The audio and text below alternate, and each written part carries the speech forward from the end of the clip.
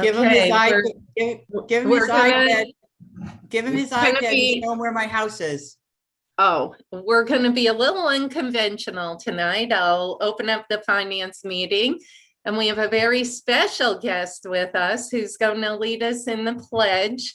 I'm holding two things here, so maybe Anasha, if you could get the flag up here, you could hold that. How about that? Okay. All right.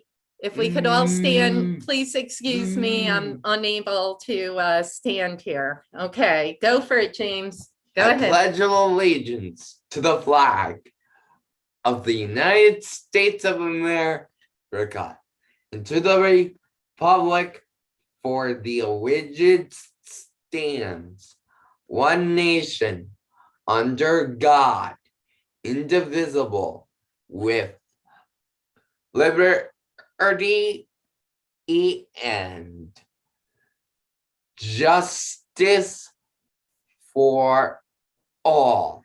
Yay! Nice job, James. Very nice job. We love you, buddy. Okay. Awesome, James. I figure it's our last meeting. He loves saying the pledge, and he just can't get for the widget stands. He can't get that part. I just want to point out that that was better than about half of the council's attempts at the Pledge of Allegiance. Thank you. Did you hear that, James? You did a wonderful job. Wonderful. Thank you, everyone. All right.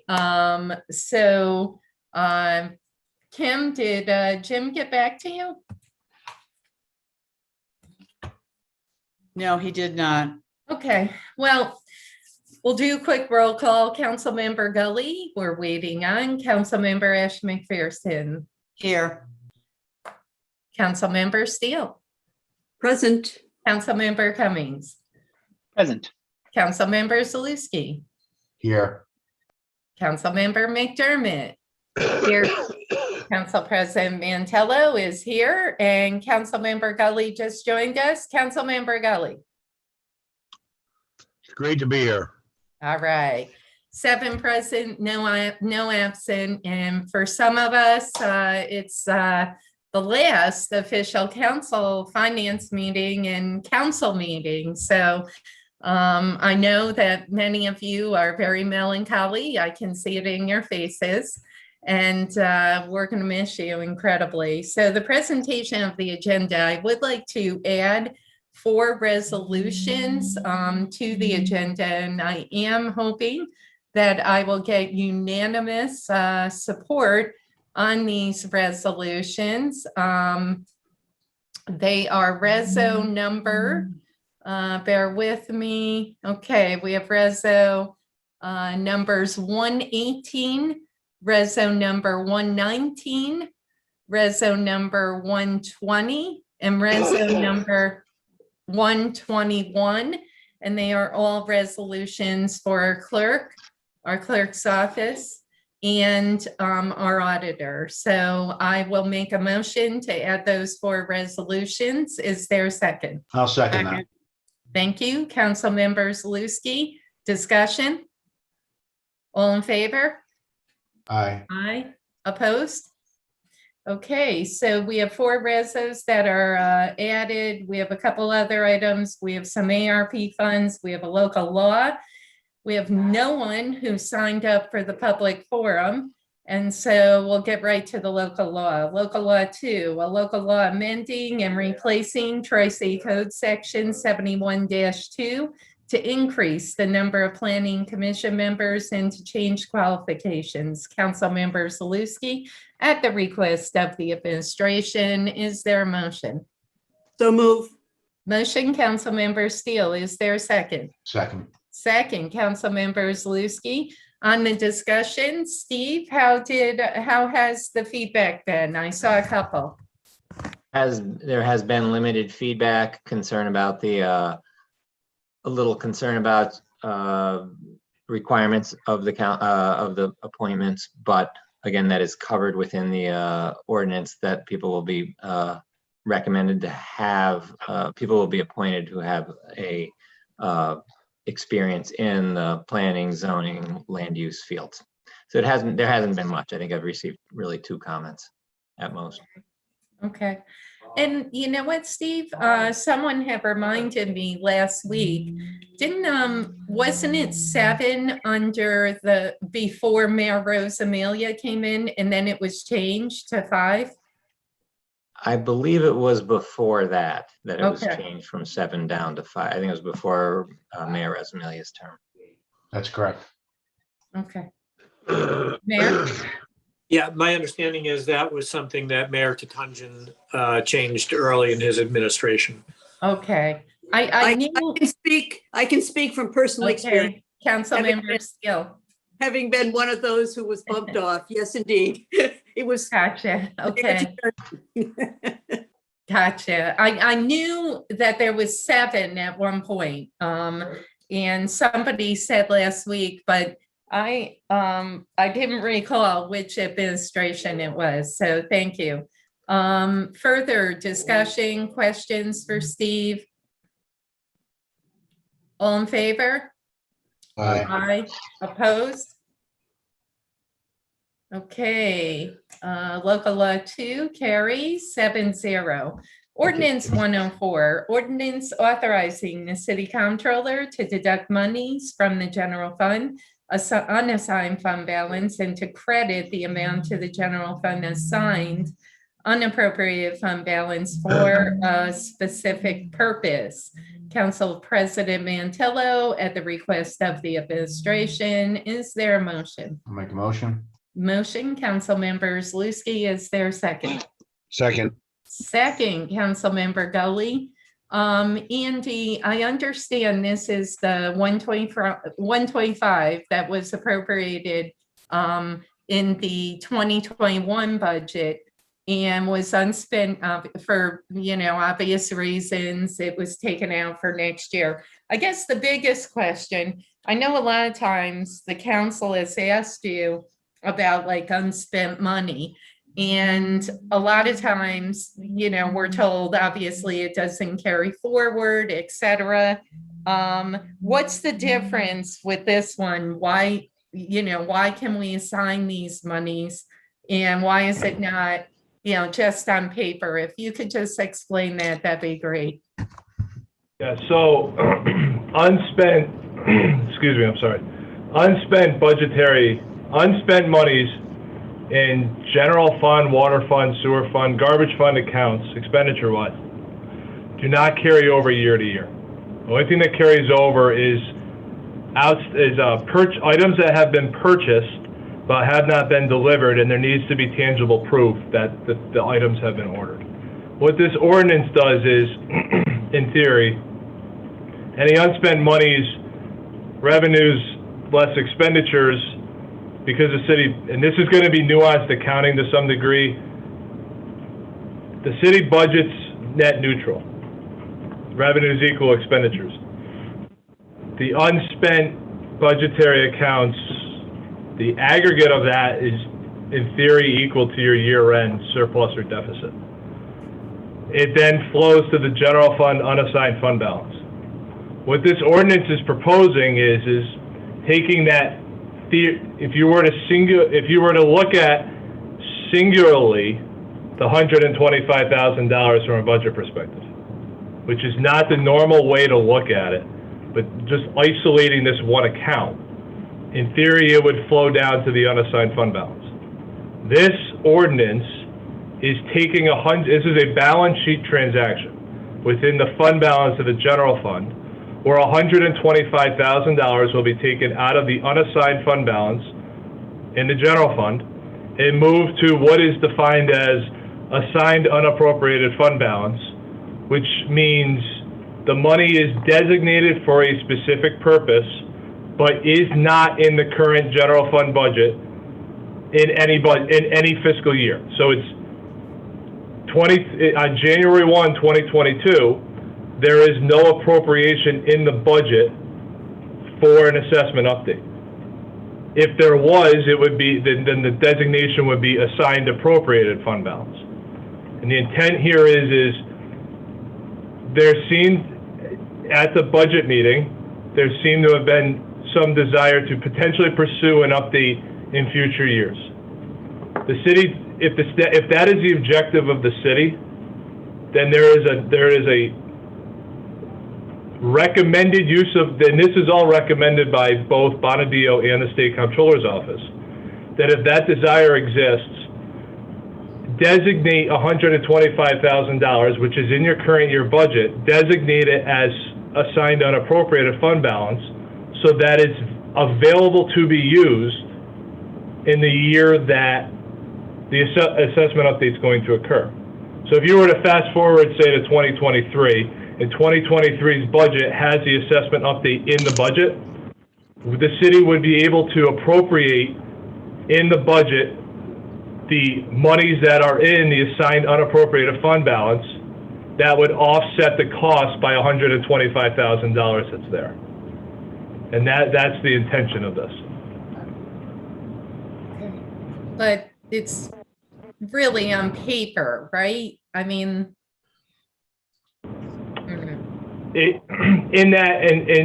Yes, to some degree, yes, because it's how it will be reflected on the balance sheet.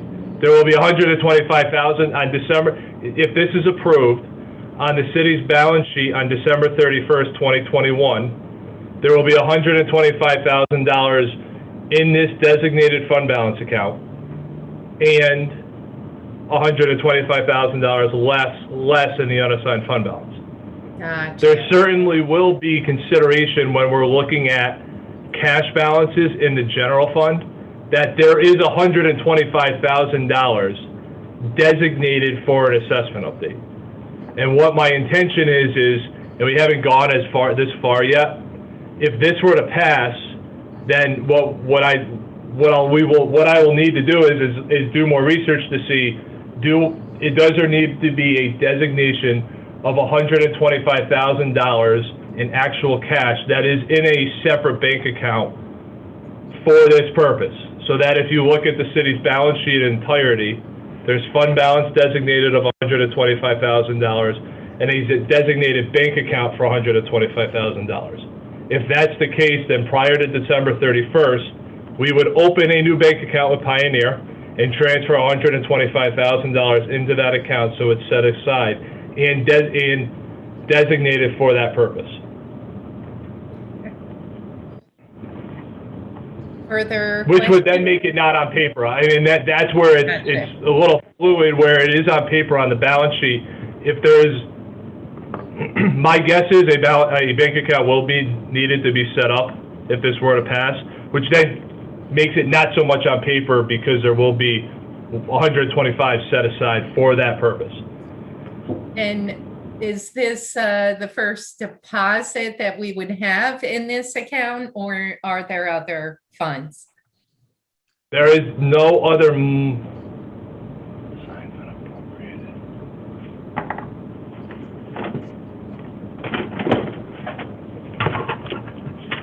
It's hard to stump Andy. Inappropriate. So the under accounting rules, assigned, I wanted to make sure, because there's two different types. There's assigned unappropriated and there's assigned appropriate. I wanted to make sure I said it right. Under accounting rules, we have to reflect invoices that are paid in 2021 that are for 2022. For example, the Humana bill for Medicare Advantage, we will pay that in December, even though it's a January expense. The prepaid expenditures are also classified within assigned unappropriated under accounting rules. That's part of a reconciliation that we do right before filing the AUD in concert with Bonadio, because they've started their field work by then. But this would be different and specifically designated for the assessment update. Okay. It's almost like there's two sections of that fund balance then. One would be prepaid and one would be the assessment update. Okay. Further questions? Council President? Yes, Councilmember Steele. Andy, how does that differ from when we say encumber funds for a specific purpose? Well, there's no encumbrance for this, obviously, because the contract was withdrawn.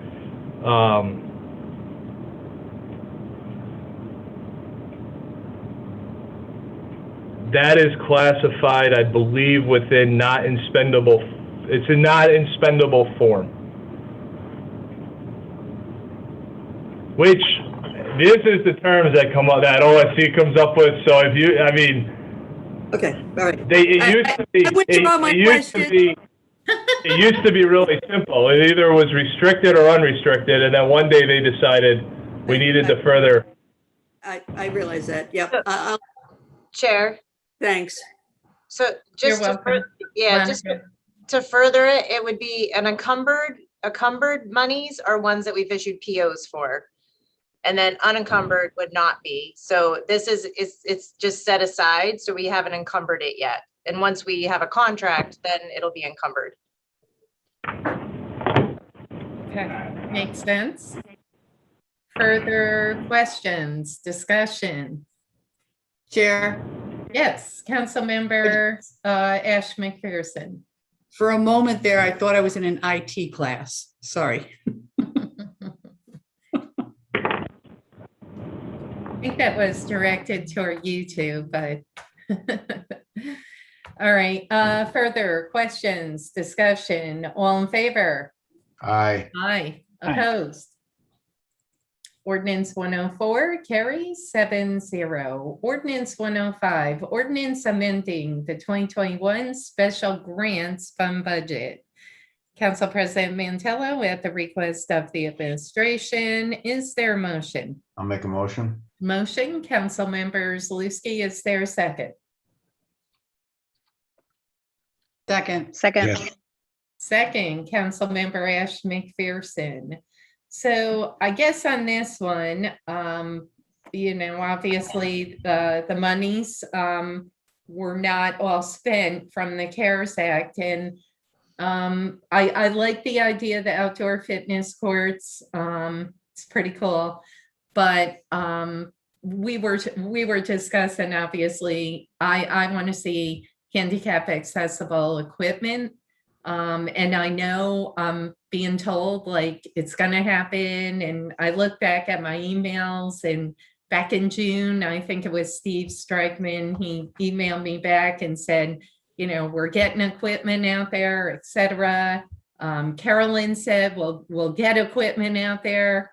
And I was kind of promised it all year. So I'm not going against this whatsoever, but I want to see handicap accessible equipment before, we do new fitness courts. I mean, they're great ideas, but I really want to take care of some of the equipment needs that we have now before putting in new equipment, like in terms of like a new type of kind of park, these fitness courts. So I really want to take care of, like I've said it a million times, North Lake, the equipment is archaic, and some of our other parks, but I want to see more handicap accessible equipment.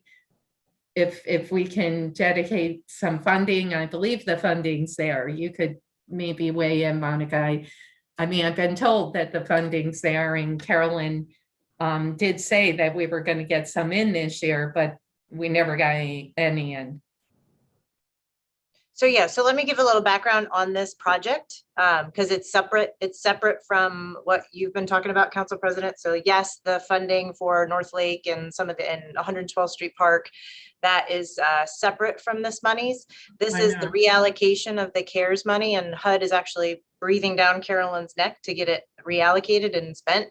And this was something that she was actually looking at in addition to all of the playground equipment and upgraded stuff that we've been talking about, especially like, for example, North Lake, where you've been talking about having to do some physical improvements to the site in order to better the accessibility at the site as well too. So, so this program actually, it was twofold. Carolyn was working on it, and then I actually had MVP, Ellen Sachs, reach out to me, and Stacy from MVP saying that they have this program that they've launched with National Fitness Campaign. They're out of California, and that they are providing grants to municipalities.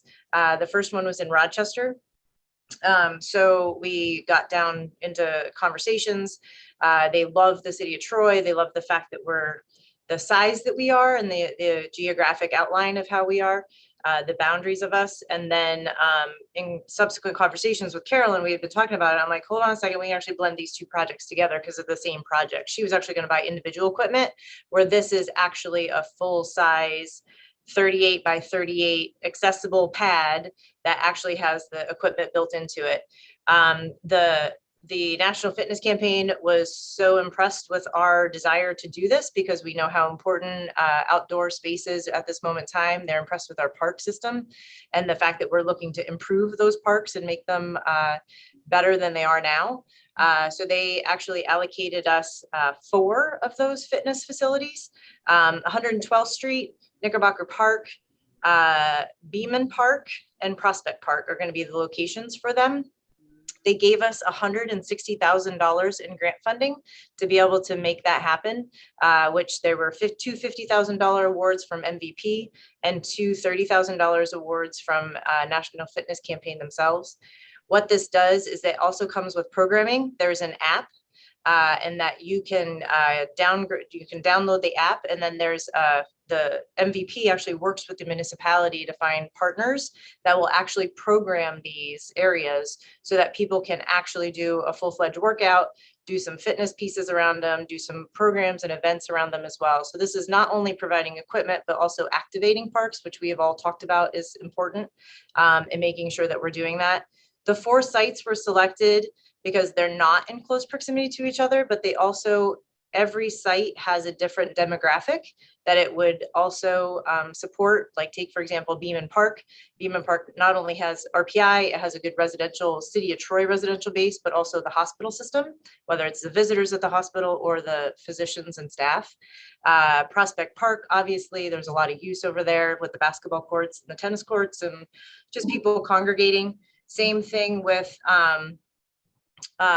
Knickerbocker Park, obviously, as we continue to create an athletic village type feel to Knickerbocker, and then 112th Street with the basketball program, and then subsequent renovations that we're doing there as well. So this is in addition to anything that we've already talked about. So it's a really good program. They're really excited to be here. They'll do a whole full-fledged ribbon cutting and all that other good stuff. It'll be a huge national attention. We're actually one of the only municipalities that's going to come out of the gate with that many and that much of a commitment to it. So they're really excited to work with the city and can't wait to get it started. And, you know, if maybe I didn't express myself appropriately there. I know they're separate pots of money. I think I was just trying to express my frustration that I've been promised, you know, not for me, obviously, for our parks and the people of Troy to get this equipment installed. And when I saw this, I'm like, I guarantee you, we'll see this up before some handicap equipment. I'm just a little frustrated because I've been asking a while for it, and it's coming, and I just haven't seen it. So I just, once again, will implore to put it on the priority list. And Steve will be here. You won't be here, Monica, but, you know, I know we have the money there. So I get that this is separate and I'm all for it, but it was more the point. So thanks. So Carolyn will work with Kevin Graber on the ordering thing. So if you stay in touch with Carolyn and Kevin Graber and Chuck, they can actually assist with you in that as well too. Because they'll do that separate from the actual big plan that Steve and his team and Aaron are working on. Good. All right. Any questions, comments? Chair. Councilmember Ash McPherson. Just one question on the youth programming, and I might have missed it and I was looking through to find it. It says there are still ample remaining funds remaining. Do we know how much funds are still going to be remaining after these transfers? After all applicants, you know, for this funding have been received? That one, I don't know.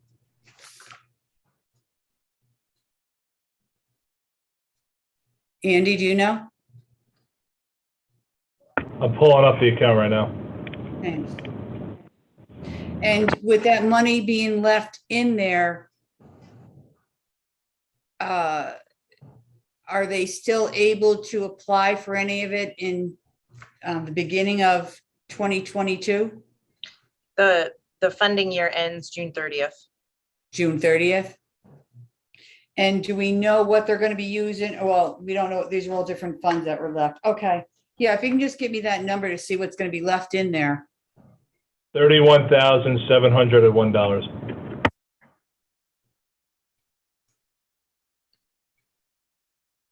And does anyone know why, because of the moratorium, we weren't able to spend the rental assistance? Because, obviously, monies are going out the door, and we've all read how the state has ran out of monies. Do we know? I don't understand why they're saying we're unable to release it because of the eviction moratorium. It was one of the criterias that it was a weird thing because the state funding had different parameters around it than the federal to the local. And it was the weirdest thing because we should have been, that if anything, we should be able to put it out the door, especially to the landlords. But it was really, it was the weirdest thing because Carolyn has to work with the federal guidelines versus us working with the state guidelines. So it was just a weird, wonky thing. That's so weird because the whole point of the monies were to get into, to help during the moratorium, So, okay. Did anyone else have questions or comments? Okay, thanks, Monica. Ordinance 105, all in favor? Aye. Aye, opposed? 105 carries 7-0. We'll head over to 106, ordinance authorizing the creation of multiple capital projects and amending the capital projects fund to appropriate funding to various projects. Council President Mantello, at the request of the administration, is there a motion? I'll make a motion. Motion, Council Member Luikowski, is there a second? Second, Council Member Ash McPherson. On this one, I just have one question. Why would we not develop a 2022 golf course capital plan? I noticed all the capital plans are in there, but not the golf course. So the list you see at on section 1 are projects that have not been created already. The golf course improvements that project was created this year, when the original bond was passed. So it's an amendment to the original project. Makes sense. Okay. Any other questions, comments? All in favor? Aye. Aye. Opposed? 106 carries 7-0. Ordinance 107, ordinance authorizing the re-levy of unpaid vacant building fees onto the 2022 property tax bills. Council President Mantello, at the request of the administration, is there a motion? I'll make a motion. Motion, Council Member Zaluski, is there a second? Second. Second, Council Member Gully. Any questions, discussion? Council President. Yes, Council Member Gully. Andy, for the sake of clearing the air, could you maybe talk about that situation we talked about today? I received, and the deputy mayor received, an email today from a resident regarding the re-levy amounts for vacant building fees. In regards to the $150. We did some research on it. The $150 is a delinquent fee that's allowed to be charged by code enforcement for unpaid fees prior to re-levy. It is not a re-levy surcharge. There's a difference there. The $250 is an initial registration fee for the vacant building program. So that's what the 400 is made up of, and then all of what you see on the Schedule A is the vacant building fee plus 150 for the delinquent fee.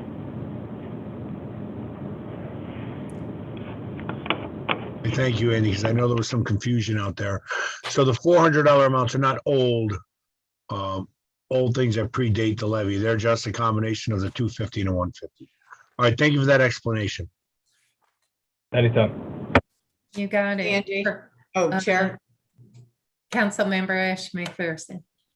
Andy, I'm going to jump into three different ordinances, and I apologize, because when I was looking at this, I noticed 2619. That's calling it a vacant building, correct? 2619. This is a vacant land. I'm sorry. Wait. Am I confusing myself? Are you asking about like the specific addresses? Yes. I'm only going to ask about this one because it's in all three ordinances, 108, 109, and there's one of it in there for 55,000. So that kind of jumped out at me. Like there's three different charges. There's a 1,150 in ordinance 107. I can wait till you can, get to the next one. We get there and ask about that, but it's also in ordinance 109. There's another fee. So 109, and this Schedule A, so 109 would be their unpaid garbage fee. 109 is the garbage. 107, because 109 is garbage. 107 is vacant buildings. 108 is water. 109 is garbage fees. 110 is bulk pickup fees and garbage fines, and 111 is water and sewer shop work bills. So how do we have a vacant fee? The Schedule A that comes over from the Schedule A that's on 107. Vacant building fees are collected, tracked, and monitored through the Code Enforcement Office. So they review in concert with BIS the re-levy list when it's sent over to the Comptroller's Office, which is then processed for re-levy.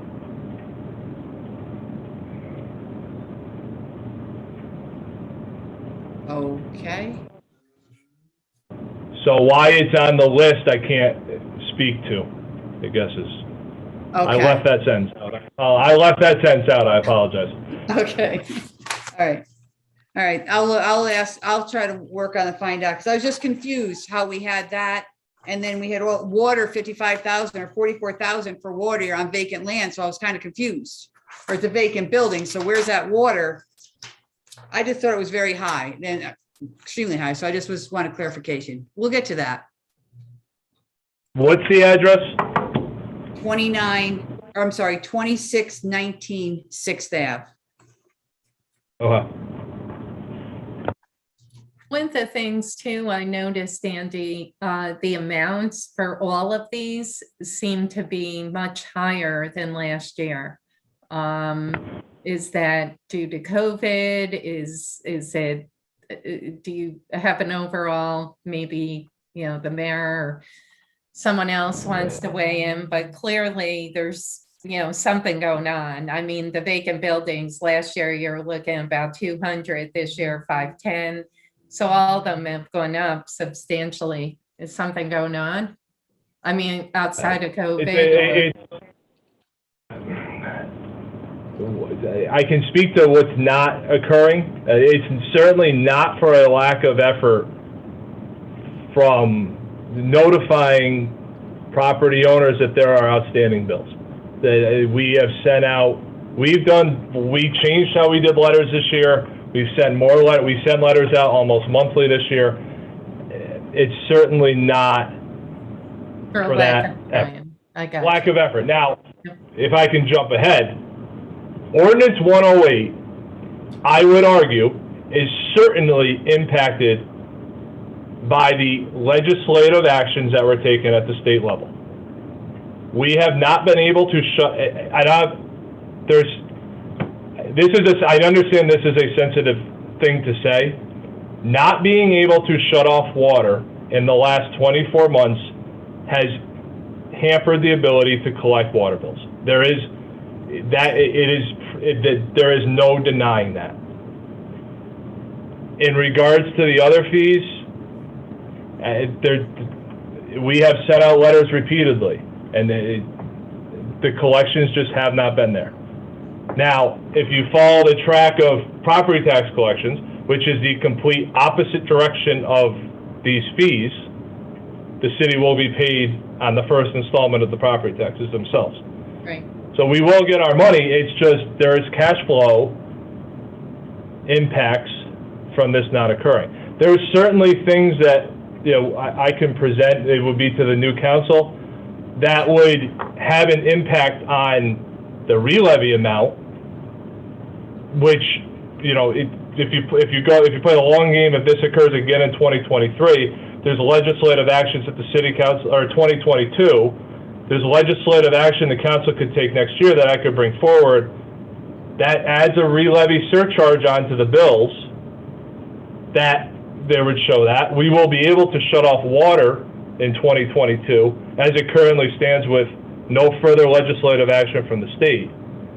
But short of that, is it COVID? It certainly could be. Is it other factors? It certainly could be. All right. Yeah, Chair. Yeah, I'm sorry, Deputy Mayor. So just to dovetail on that, on the increase in pricing, I think it's also important to remember that we go from the 250 and then it jumps automatically to a really high amount, and they increase by thousands. So anything that was on is going to get a subsequent $1,000 increase if they haven't, you know what I mean, if they haven't paid from last year, if they're on the second year or the third year or the fourth year. So just be mindful of the fact that if they're not paying, it's just going to keep increasing. And that's probably where you see. But it seems like there's some substantial vacant ones, new ones, the $400 ones, but there's some good 10,000 and a 5,000. So if they jumped, they probably jumped a couple $1,000s from last year. Okay. Chair. Councilmember Ash McPherson, 1 second, Councilmember Cummings, and then Councilmember Ash McPherson. I was just going to dovetail on Councilmember Ash McPherson's question.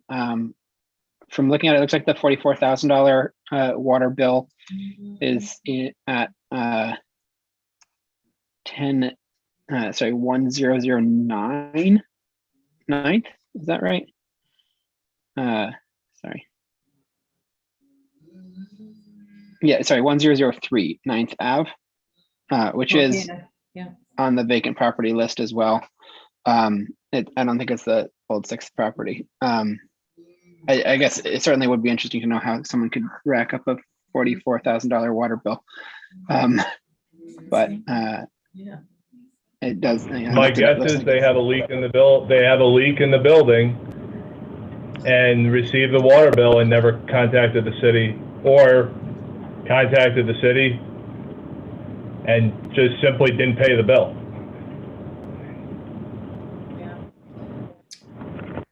So it goes. Yeah, seems like it's a vacant property that. Councilmember Ash McPherson. Sorry, I just wanted to apologize for jumping from the one ordinance to the other. You're on mute. You're fine. You're good. Did you hear me? I just wanted to apologize for jumping. I didn't mean to, but I was just confused on it. And I was going to get onto more water, but I got to get off of this one first. Not a problem. Further questions, discussion? All in favor? Aye. Aye. Opposed? Ordinance 107 carries 7-0. Ordinance 108. Ordinance authorizing the re-levy of unpaid water charges onto the 2022 property tax bills. Council President Mantello, at the request of the administration, is there a motion? Make a motion. Motion, Councilmember Luikowski, is there a second? Second. Second, Councilmember Ash McPherson. Discussion. Council President, Yes, Councilmember Luikowski. just one minor change. Schedule A, at least on my agenda, it's reading as 2021 or 20,210 unpaid water bills. You So that- didn't realize we fast forward a few years. Yeah. Right. So we just want to remove that trailing 0. Time is flying. Any questions? Councilmember Ash McPherson. Sorry, Andy. So I just wanted, I mean, there is huge amounts of water bills that are out. Are we? The other property was the 2916, which is the 55,000. How does, so when you're saying we can't turn off the water, but what kind of noticing are we giving out? Because I'm concerned you're levying this, they're not going to be able to pay it. And if they're still going to be adding up more bills, this is going to really cause a lot of issues, in my opinion. So when a property owner, the water meters, when they come, there's a operating system for the meters themselves that the readings occur on. Then they come over to the accounting system. In the meter system, when a read comes over, and if your read is usually, say, 10,000 gallons a quarter, and your bill and the reading comes over as 100,000 gallons, the water billing department gets it flags on a separate report. The water billing department takes all those addresses this happens quarterly, and the property owner is sent a high consumption letter separate from the bill, notifying them that there's a high consumption there. There's something wrong, and it's encouraging them to contact the city. So, without looking at each individual situation here with the bills, the property owners are given ample notification that there's an issue with the bill. They get the bill and they get the letter separately. And then it's on the property owner to contact the city to get whatever the situation is resolved. If there's a problem with the meter, if there's a problem with the meter and the meter is less than 10 years old, DPU will go and test the meter. If it's over 10 years old, we'll change the meter.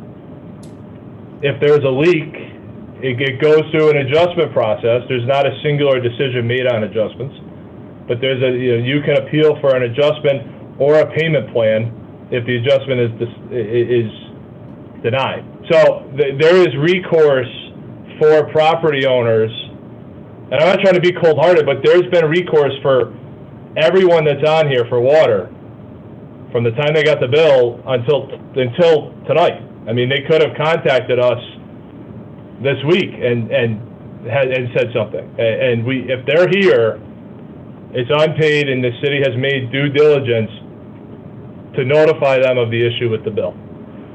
I will say that a couple of years ago, I did get one of those letters that I had some type of leakage in my house because I had an overabundance, whatever the gallons was, of water. And, I did find the leak in the house and brought it down, but I was up really high. But I'm just really concerned looking at a $44,000 one and then a $55,000 one. I'm like, how are these ever going to get paid? And 6,000 and, all these dollar amounts. I'm just concerned by levying them on their taxes. We're not going to get them all at once. We're going to have to get payment plans. And there's got to be a way we got to be able to help so it doesn't get this high. I don't know. Is there any grants that they can apply for to help pay for it? I just something I'm talking out loud. I know you can't answer that, but thank you. Thank you, Councilmember Ash McPherson. Further questions, discussion? Okay, all in favor? Aye. Aye. Opposed? Ordinance 108 carries 7-0. Ordinance 109, ordinance authorizing the re-levy of unpaid solid waste management fees onto the 2022 property tax bills. Council President Mantello, at the request of the administration, is there a motion? I'll make a motion. Motion, Councilmember Zaluski, is there a second? Second. Second, a little bit of a tie. We'll give it to Councilmember Steele. Discussion. Andy, or chair. Sorry. Councilmember Ash McPherson. Sorry, Andy. So I'm looking at these dollar amounts on here. Are these with interest on them? Is this, because a lot of 220, is this isn't the, these are the garbage fee of 193, right? So this is the garbage per unit fee plus accrued interest due through the year. Okay, We re-levy every, I mean, every penny that's owed on any of these bills. okay. Okay, thank you. And again, I see another big issue here, so another rainy day discussion I'm gonna have. Any That's fine. further questions? Council President, Yep, Councilmember Cummings. just wanting to confirm the ones that are around 210, those are ones that are paid their first round but are 2 units, and the ones that are around 220 are 1 units that didn't pay either round. Does that make sense? Does. More than likely. Thank you. Thank you. Further questions, discussion? All in favor? Aye. Aye. Opposed? Ordinance 109 carries 7-0. Ordinance 110, ordinance authorizing the re-levy of unpaid bulk pickup fees and garbage fines onto the 2022 property tax bills. Council President Mantello, at the request of the administration, is there a motion? I'll make a motion. Motion, Councilmember Zaluski. Is there a second? Second. Second, Councilmember Gully. Discussion. All in favor? Aye. Opposed? Ordinance 110 carries 7-0. Ordinance 111, ordinance authorizing the re-levy of unpaid charges for water and sewer shop work services onto the 2022 property tax bills. Council President Mantello, at the request of the administration, is there a motion? Make a motion. Motion, Councilmember Zaluski. Is there a second? Second. Second, Councilmember Gully. Discussion. All in favor? Aye. Opposed? Ordinance 111 carries 7-0. Ordinance 112, ordinance amending the general capital projects fund and miscellaneous special grants fund budgets and authorizing the creation of a capital project within the capital projects fund to allocate funding from the American Rescue Plan Act. Council President Mantello, at the request of the administration, is there a motion? I'll make a motion. Motion, Councilmember Zaluski. Is there a second? Second. Second, Councilmember Gully, I think beat you that time. So yes, let's talk about this quick. We have a couple of visitors with us. We'll hit the first one. We have Deb Luikowski, and I thought Dylan was with us. Is he coming back, Deb? Hello, Deb. Are you with us? Hi, Carmela. Sorry, I was on mute. Yes. Oh, not a problem. Not a problem. Is Dylan, does he plan to come back? I think he is. I think He was. I think he got was. that. Yeah, he It's was. It's okay. We can probably take the calls. Not a problem. And maybe Mara. Oh, here. Hi, this is Isaac El-Shahabi here for Dylan. Hello, Isaac. For me. Are you? I'm bumping him up. I'm bumping him up to panel. Awesome. Thank you. Thanks, Mara. All right. So, Deb, obviously the council were super supportive of this project. The building's got to come down. The project has to move forward. We're your partner. Saying that $2 million has been appropriated out of ARP, and we got word that the bids came in about $1.5 million higher. So take it away. Bring us from when the bids went out to when the bids came in to the additional $1.5 million. You're requesting $1 million of the ARP, and then we'll open it up for questions and all that good stuff. Thanks again for joining us, Deb and Isaac. Well, the bids went out and we received back the responses, which came back about 2.5 to over 5 million. The 2.5 we had to throw out because of They really didn't respond with all of the requirements of the RFQ. So we went back and reevaluated all of the bids. Obviously, the 5 million was quite high. The average bid was 3.7 million, which is about $1 million more than what we had anticipated based on what we had sent out probably 2 years ago. We actually sent out a bid for Taylor 1 and 2 demolition a couple of years ago. So they came back quite high. And we are now like looking to close that gap. So my request was to come back to the city for the ARP funds, and here we are. Okay. President? Thank you, Deb. Okay, we'll open it up for questions and then we'll take it from there. Councilmember Cummings.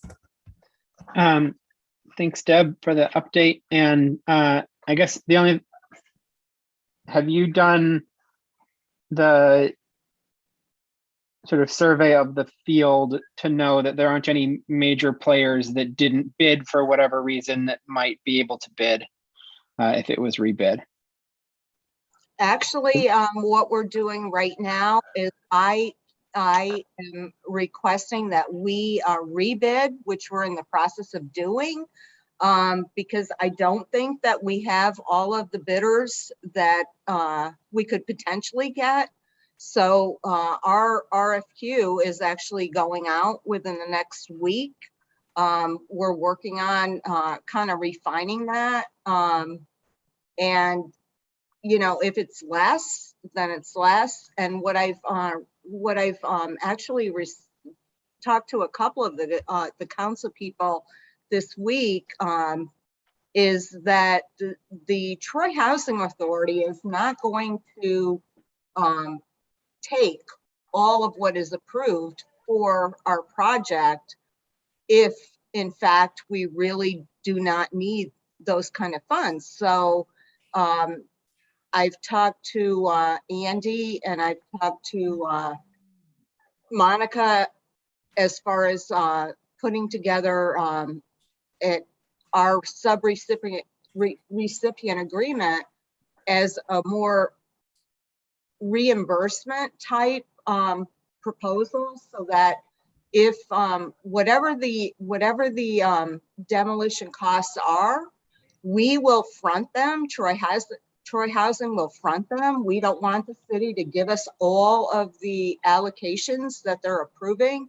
We will front those costs and then request reimbursement.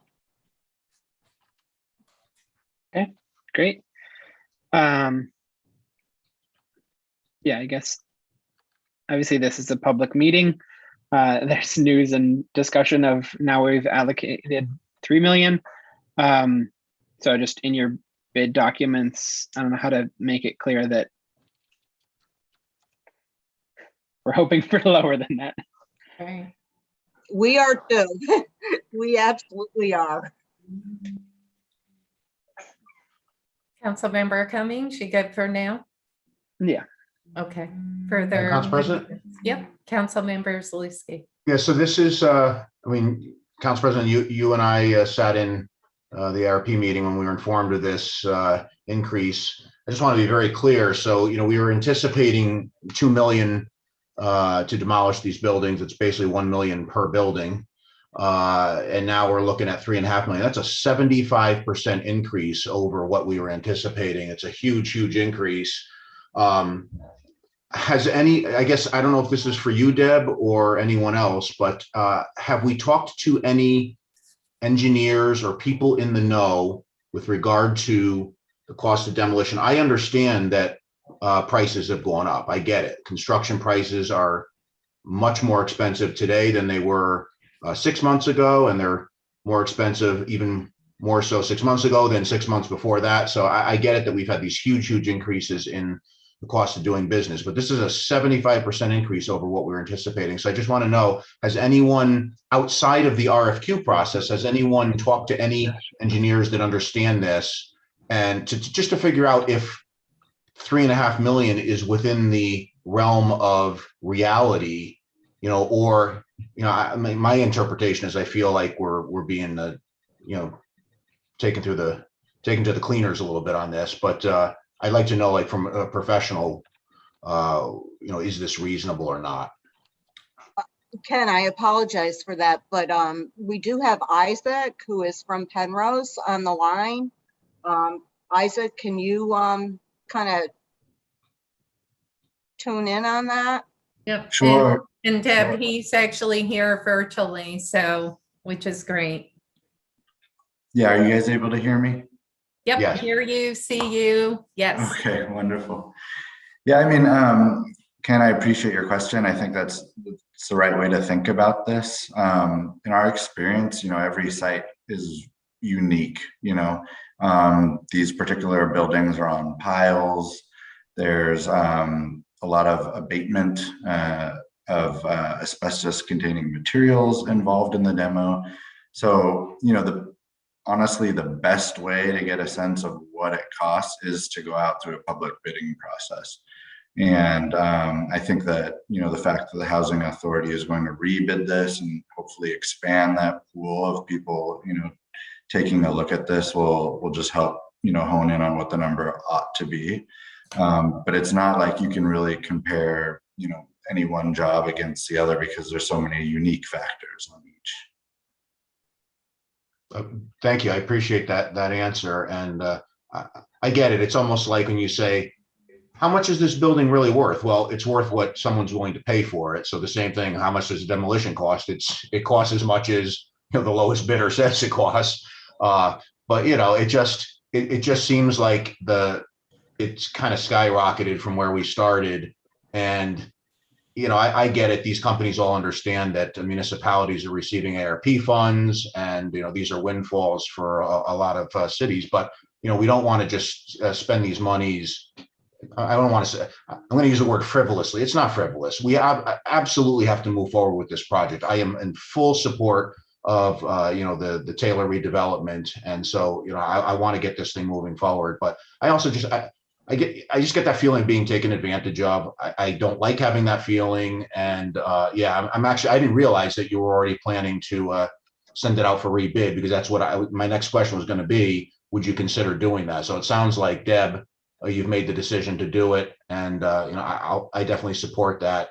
And, whatever we all think that we need to do with this tonight, if this allocation makes sense. And then, I think Deb made it pretty clear that if the funds are not used, then they're not used. And, the return, the city won't be expending ARP funds unnecessarily. So I think that's important, because we got a lot of projects across the city that we're trying to fund with this money. So, okay, I appreciate the answers, and I think I made my point. So thanks.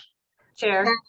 Ken, I think you know me from the my position as the comptroller, and I appreciate everything that Andy has stated tonight for even some of the other resolutions that were put forward. But I mean, my position is we are not going to ask the city to expend any more funds than what we can actually get towards this project. So I appreciate what you said. Thank you. Monica? Yeah, just for perspective, with Councilman Zaluski, Leonard Hospital was 2.5 million. So just to put that in perspective, you also had a 6.5 acre campus to be able to mobilize onto, be able to put your materials on. The physical constraints of this building, these buildings, there's actually two, are probably driving up a lot of the costs because of the mobility issues and how to stage, what are you doing with the debris, a lot of that kind of stuff. You have to also keep in mind that the landfill costs are going up. And they're also, hopefully they're going to scrub brick and they're going to do some of that work and hopefully recycle some of the materials. But just for perspective, Leonard Hospital, which was relatively easy, I'm going to say in all intents purposes, was 2.5 million. And Isaac, when you scoped it out, you took into consideration all this. How long ago did you scope it out? Probably, was it before COVID or? You mean scoping out the basically you got to come up with, you obviously have an idea of the estimate before it's going to come in. I mean, your eyes must have popped out of your head when you saw it come in so high. Before all of that, you have to kind of scope the project. We've almost become conditioned to being surprised at construction numbers these days, frankly.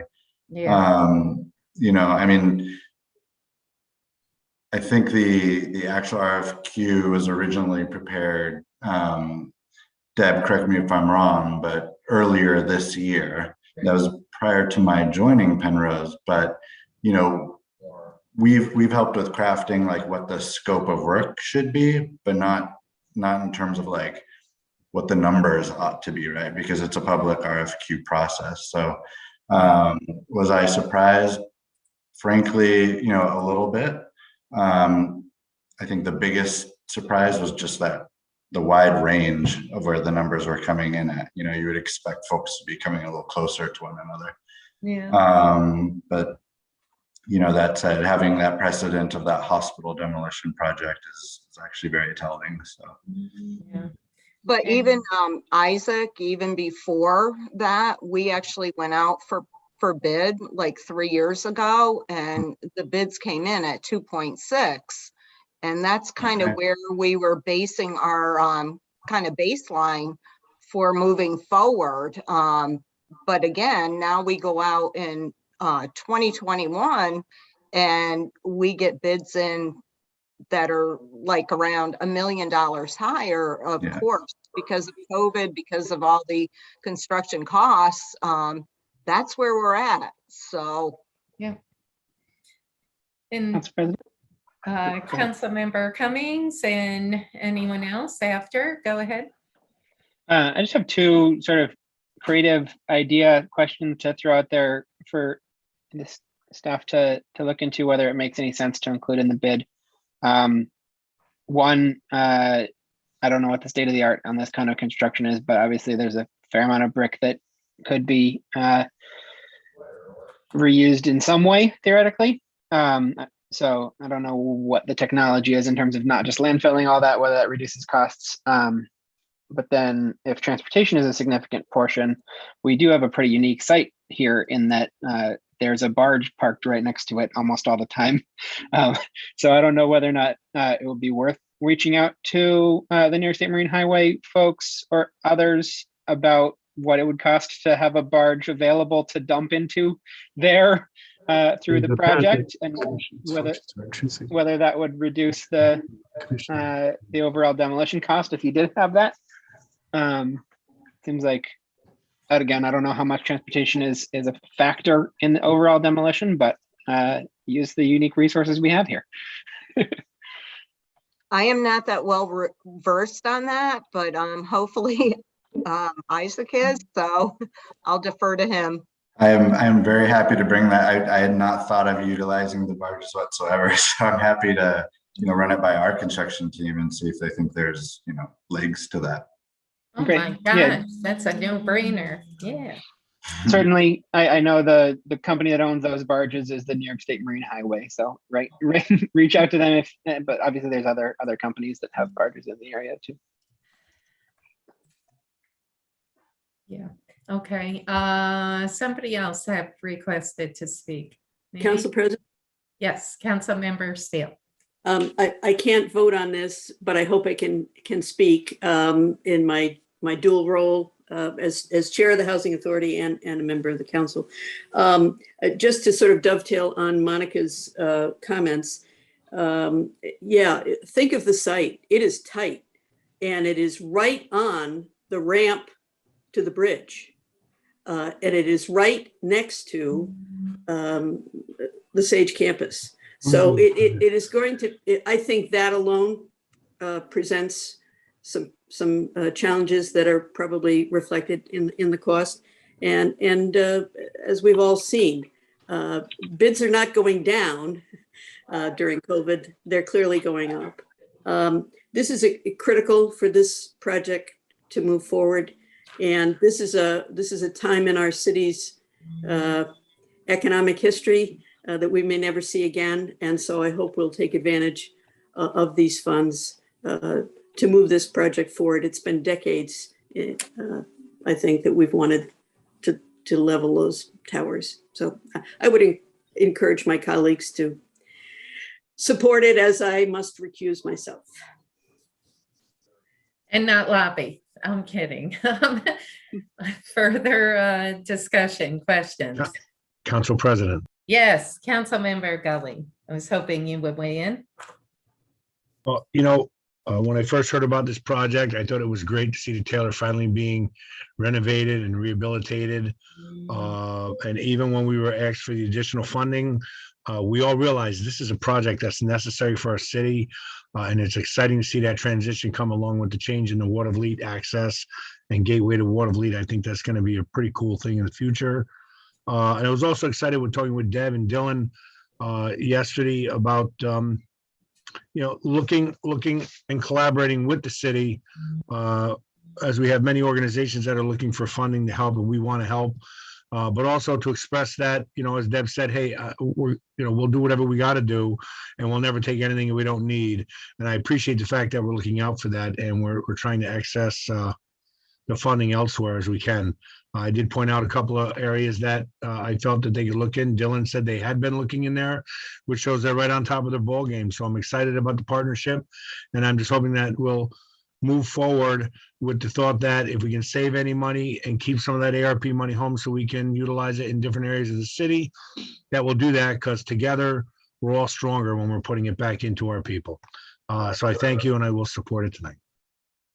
Thank you, Councilmember Gully. And Deb, so folks are aware, I did talk to Deb about the 125 mil that the state ledge appropriated to housing authorities for specifically demolition, renovation, things to that nature. And Deb, you had said you did apply, or you plan to apply, correct? No, actually, we can't apply individually as a housing authority. It has to be a package to the state, meaning HCR. So any of our development projects that we apply for, like currently on Taylor, our Fallon project, what's coming down the line is the whole rest of our portfolio project, is that when we apply, part of that Public Housing Preservation Fund is included in that application. And I did confirm that today with the state of New York. It's not something that we can go out for, unfortunately, like a grant application and apply for individually. It's part of a financing package. And it is something that we're doing with Taylor. It is something that we're doing with Fallon. And hopefully we'll also get some funds on that. But like Jim just said, whatever surplus comes in, we would certainly, reimburse the city for any kind of allocation that they've given us for any of these projects. Yeah, obviously that is important, because I think we're all expressing we're fully supportive of the project, but if we can obviously save some money for other programs throughout the city, that's our goal. So, because it's a big nugget, and I know that you get that, Deb. So I do, absolutely. Well, further questions, discussion? Okay, I think you guys are good to go. I want to talk about the other two proposals in this ordinance. So I really want to thank Deb, Isaac, and I'll give you guys one more shot. You're all set? Okay. Council President, actually, it's funny. I wanted to make a point that on my screen here, I have Andy and Deb side by side. I don't know how they appear on everyone else's screen. So we're looking at two extremely brilliant comptrollers, one current and one former for the city of Troy. And Deb, it's really nice to hear your voice, and it was always a pleasure dealing with you. So thanks for being here. And you know what? I appreciate that. And I would be on full camera, except I've been out sick. So you would not want to see what I look like tonight. Well, I hope you feel better. Thank you. Deb told me, she said, I hope you don't mind. I'm going to have to turn the video off. I'm sick, and you definitely don't want to see me. And I said, we always want to see you, Deb, sick or not. So feel better, Deb. Thank you so much, everybody. Thank you. Thank you, Isaac. Okay. We'll move along. So $500,000, City Hall present in future. This is another one that the steering committee talked about. And, as all of you know, I think I believe it's been in my last 6 legislative addresses, and we had a special committee to look at the relocation of City Hall. We're spending about $360 a year to lease. So you can only imagine last year when the mayor stated in his State of the City that he was going to go out the door with an RFP to look at potentially locations and relocating City Hall. My excitement, and here we are, about 10 months later, actually talking about it and proposing it. So I fully support the proposal to obviously look at other locations. Full disclosure, a couple of people that called me about the report that was done by the special committee.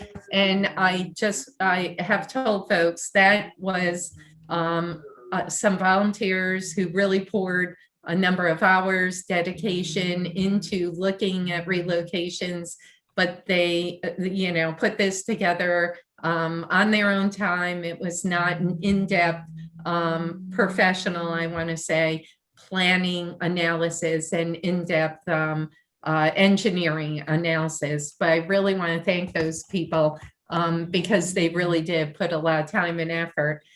So fast forward, I'm really psyched about going out the door with an RFP to look at new locations.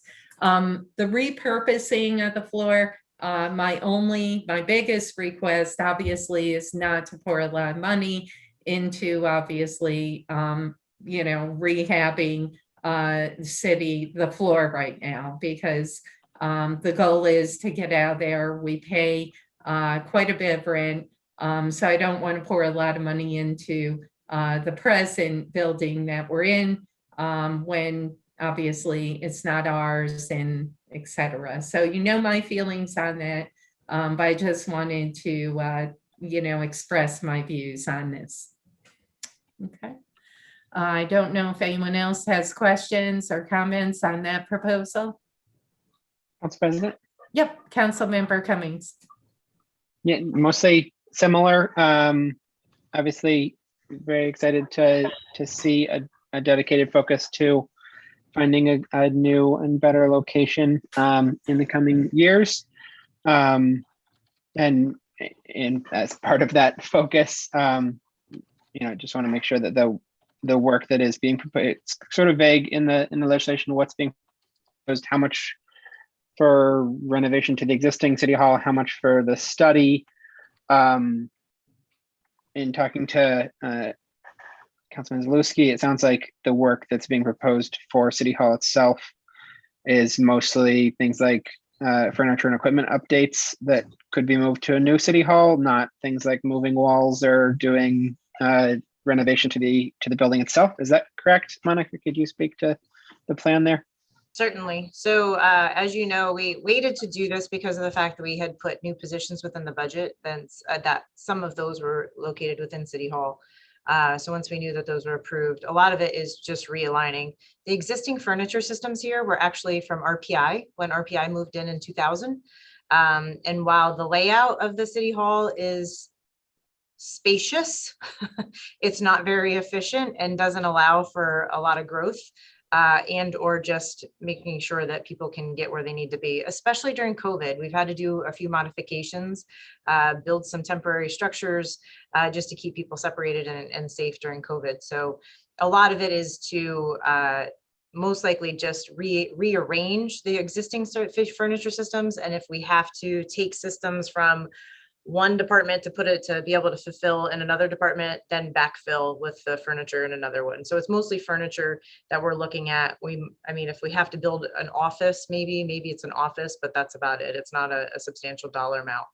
You know, just in regards to the viability, the analysis and assessment for City Hall, a lot of that will include the work in the existing City Hall. What works, what doesn't work, you know, how many people in the area do we need? You know, how big of a city council chambers do we need? Do we need bigger stuff? Do we need smaller things? All of that kind of information will have to be done first in order to even get the RFP out the door, because we have to know what the viability is. So the RFP is actually going to go, or maybe even an RFQ will go out to find a firm that can actually do that range of work in order to get us to the point where we can do an actual analysis of where is City Hall best located now in today's world, and whether it's outside, is it an ownership, is it a lease ownership agreement, is it a partnership, is it a whatever it might be. So that's what that work is going to be. But a full assessment actually has to be done to determine how big and what kind of needs City Hall actually requires now. So I think that that's a really important part. It's not necessarily just going out and finding a building. It's really taking a deep dive analysis of what City Hall means to the community, but also for the people who work here. Yeah. Will that work, Council? Will that work also include sort of analysis of confirming that the people that are in City Hall are the right people to be in City Hall, and people who, you know, could, you know, none of them could be, you know, could a subset of, you know, engineering, code enforcement, and planning be at a separate location? I don't think that's a good idea, but like, is that going to be part of the analysis? I certainly think it should be. I think when we, and I think that's where when I'm talking about the assessment and analysis of operations of City Hall, you know, is it, you know, we just went through 2 years of partially being shut down for City Hall just for even transaction purposes. So a lot of people went online. A lot of people understand that they pay their bills online. Or when we set up remote locations for people to come and pay their bills, are there options like that that we should be able to take advantage of? You know, obviously treasurer's office and the real high transaction oriented places we need to take into consideration. But to be really honest with you, things outside of maybe like code or engineering, more so, you know, sanitation department, those kinds of things, and how do we put that team back together? So I think that it certainly could be City Hall plus, right? So how do we make sure that we have room in various other facilities to accommodate people if that's a better interaction for them and also the public? Great, thank you. Good. Further questions, discussion? Yeah, Council President? Yep. Council Member Zaluski. What do we, I guess this is for Monica. Monica, what do you think the breakdown of the 500,000 would be between, you know, consulting, analysis and all of that versus any kind of fit up in City Hall and furniture purchasing? To be honest with you, until we put the RFQ out, I would have no idea. No idea. There's firms out there like Zach Conley has a firm that does that kind of work. There's other ones out there, but until we actually got the RFQ back, depending on how deep of an analysis we want to do you want to do community outreach? Do you want to get consensus from them? You know, I think a lot of that will determine that. You know, as far as the reconfiguration of City Hall, it's not like I'm looking to buy 100 new cubicles, right, at $15,000 a cubicle or $20,000 a cubicle. That's not the intention. You know, we have potentially 4 or 5 new employees that are going in locations that don't have physical space, like cubicle space for those employees. So it's reconfiguring that. It's reconfiguring the planning department and the code enforcement department to allow that extra 1 or 2 people to come into that area and be able to function. So, you know, I don't anticipate a large spend in City Hall. Do I think we need maybe a little bit of a paint job and a carpet clean? Sure, we are City Hall. we are the entrance to the city. But at the same time, it's not like I'm looking to spend $450,000 renovating City Hall and $50,000 on a analysis. But until you get the numbers back, and it could be, it's another situation. We just got done talking about up tos. It is going to be probably an up to component. I mean, would it be fair to, if I just threw it out there, would it be fair to maybe say we'd be splitting it, maybe even down the middle? I would absolutely not put a number on it because somebody's going to bid to the number. Okay.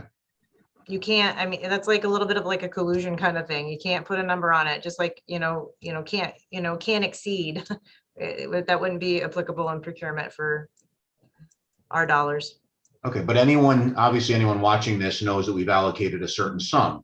But what's interesting about it is that it's going to be used for multiple purposes. So that's smart. So we're not telling anyone, hey, this portion of it will be for the analysis. And okay, that's fine. Yep.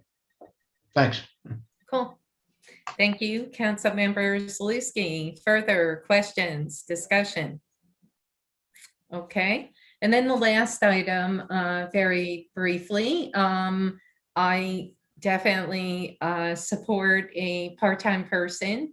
So you're looking at 3 years. I mean, here's the deal. To take a step back, when Monica and Andy first sat down with us in the steering committee, I said, okay, this is almost half of our budget. How are you going to adequately get the monies out the door and at the same time do your job? So these monies, in my eyes, this is a once in a lifetime opportunity, once in a lifetime chance to obviously get just millions and millions of dollars into the hands of our neighborhoods. And, we all know that the good of what these dollars can do. So I'm very, serious when I talk about these monies in terms of accountability, transparency, openness. And I do believe a part-time person,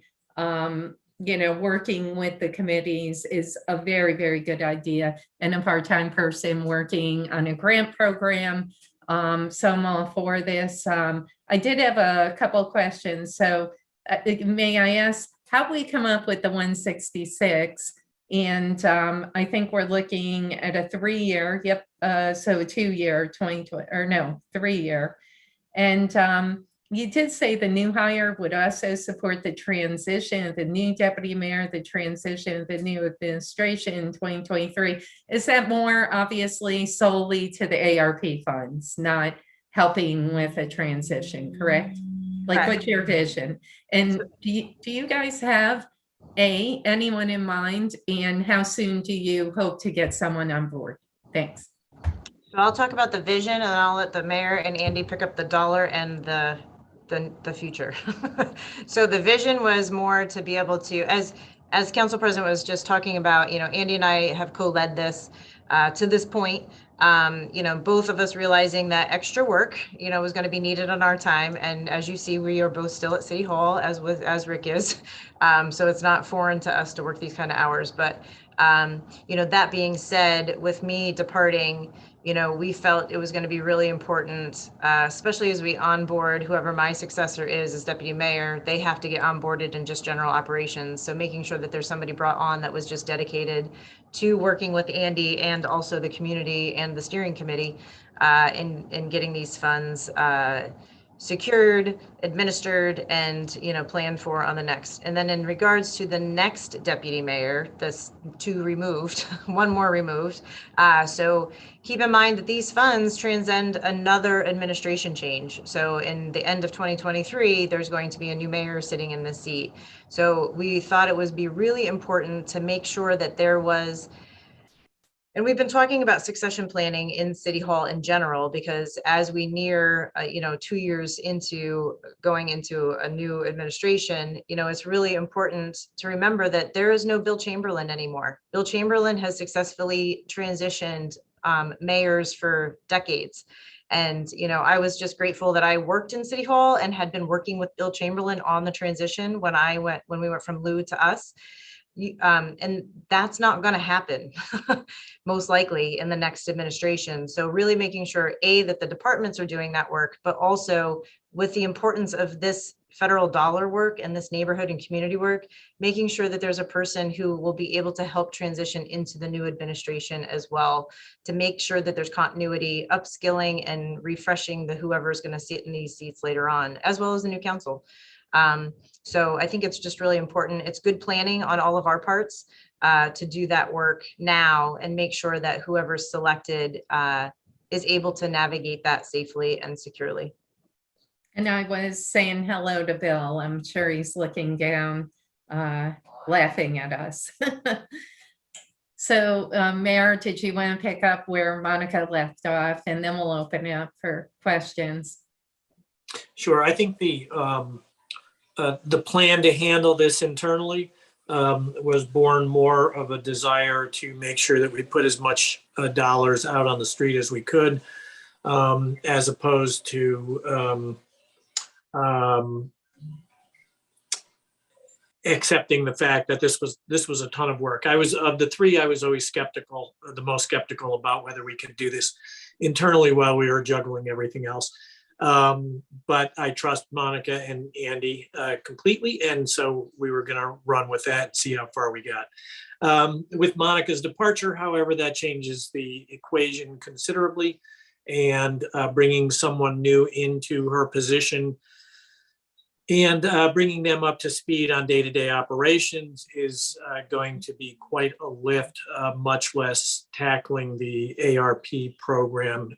So I think with Monica's decision, it became clear that we probably did need the help that we were thinking about initially. So that's what drove the decision at this point to budget a sum to administer the program. We also do recognize, as Monica mentioned, that the expenditure of these funds and certainly the reporting on these funds will transcend into the next administration.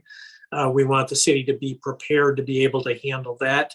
And so there needs to be some continuity there too. So I think the two factors combined really necessitate some additional assistance to get this money out the door properly and to protect the city's interests in doing that. As far as the dollar amount, that was a calculation based on an estimate of X number of hours per week over a certain time period at a certain pay scale. Obviously, we have, I think, have earned a reputation of being frugal with the city's resources. If we do not need to spend that money, we would rather not spend that money. We would rather get it out on the street. So we're not going to be extravagant in that regard. We'll get the best talent we can for the best price we can to deliver the services that we need. Did anyone have questions? I have one more, but I'll open it up to others. I'm sorry, I do think you did ask the question, did we have anybody in mind? We don't at this point in time. Okay, thank you, Patrick. Chair. Council Member Ash McPherson. So I guess I just want to be clear on the dollar amount, the 166, that is going to be paid for a year for a part-time person? No, that covers a 3-year period. All right, thank you. I wanted to make sure. I was thinking it was a 3-year, but then I thought the way you're talking, you were saying a year. I'm like, wait, what? Okay. If so, No, I would if leave. that was a So year, Monica I would take that would have job. stayed and taken that. Of course you. Well, I'm sitting there saying, wait. I thought it was 3 years. I'm like, wait a minute. No. I want clarity. Thank you. You're welcome. question. Further questions, discussion. All right. I'm going to take a slow roll on this. Councilmember Gully.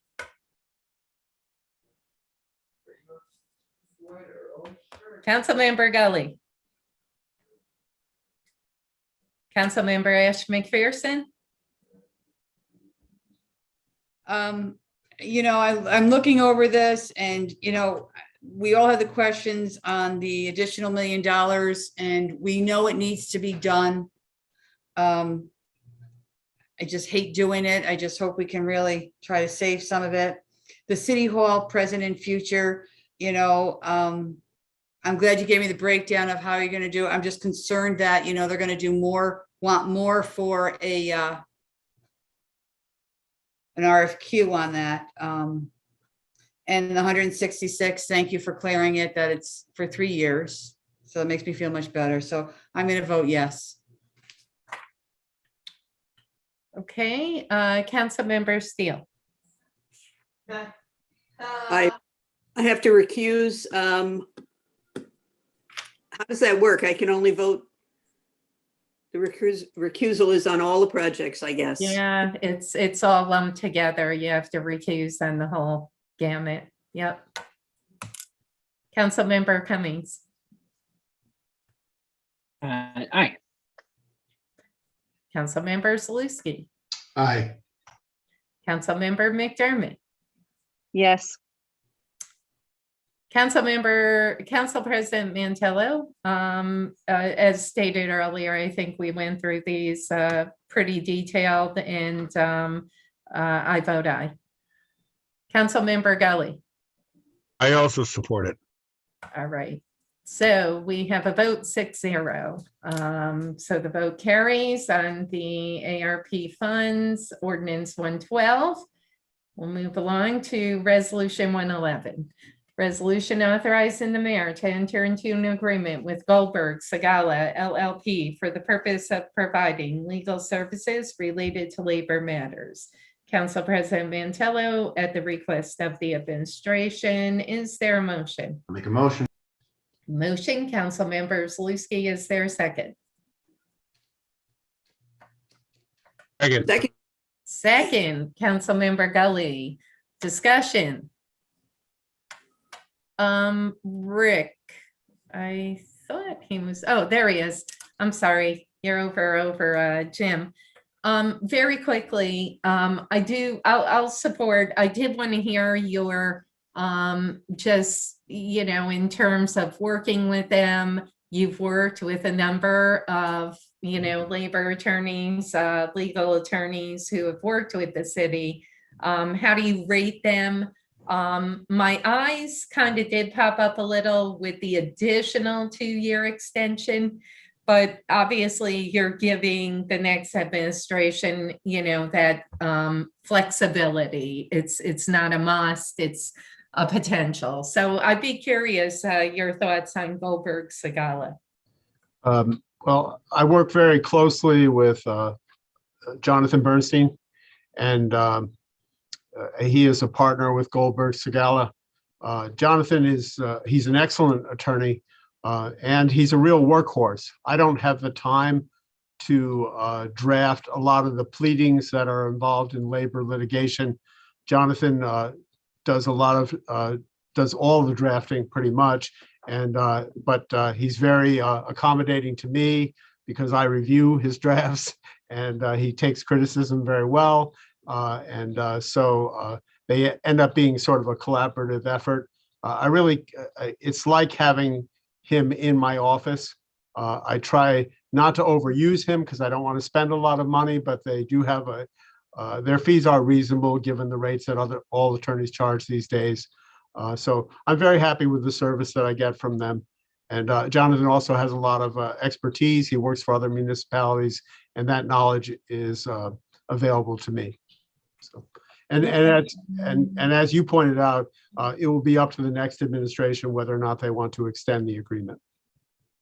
Okay, I appreciate that insight because it was a big deal when we switched from Goldberger. He was with the city for so long, and we had gone out the door during our prior term for a new attorney. So it was a big switch, and I was curious of how you felt. And, you know, do you feel that they're winning enough cases with the unions, Rick? You know, I know that's a challenge. I get it. Oh, that is a challenge.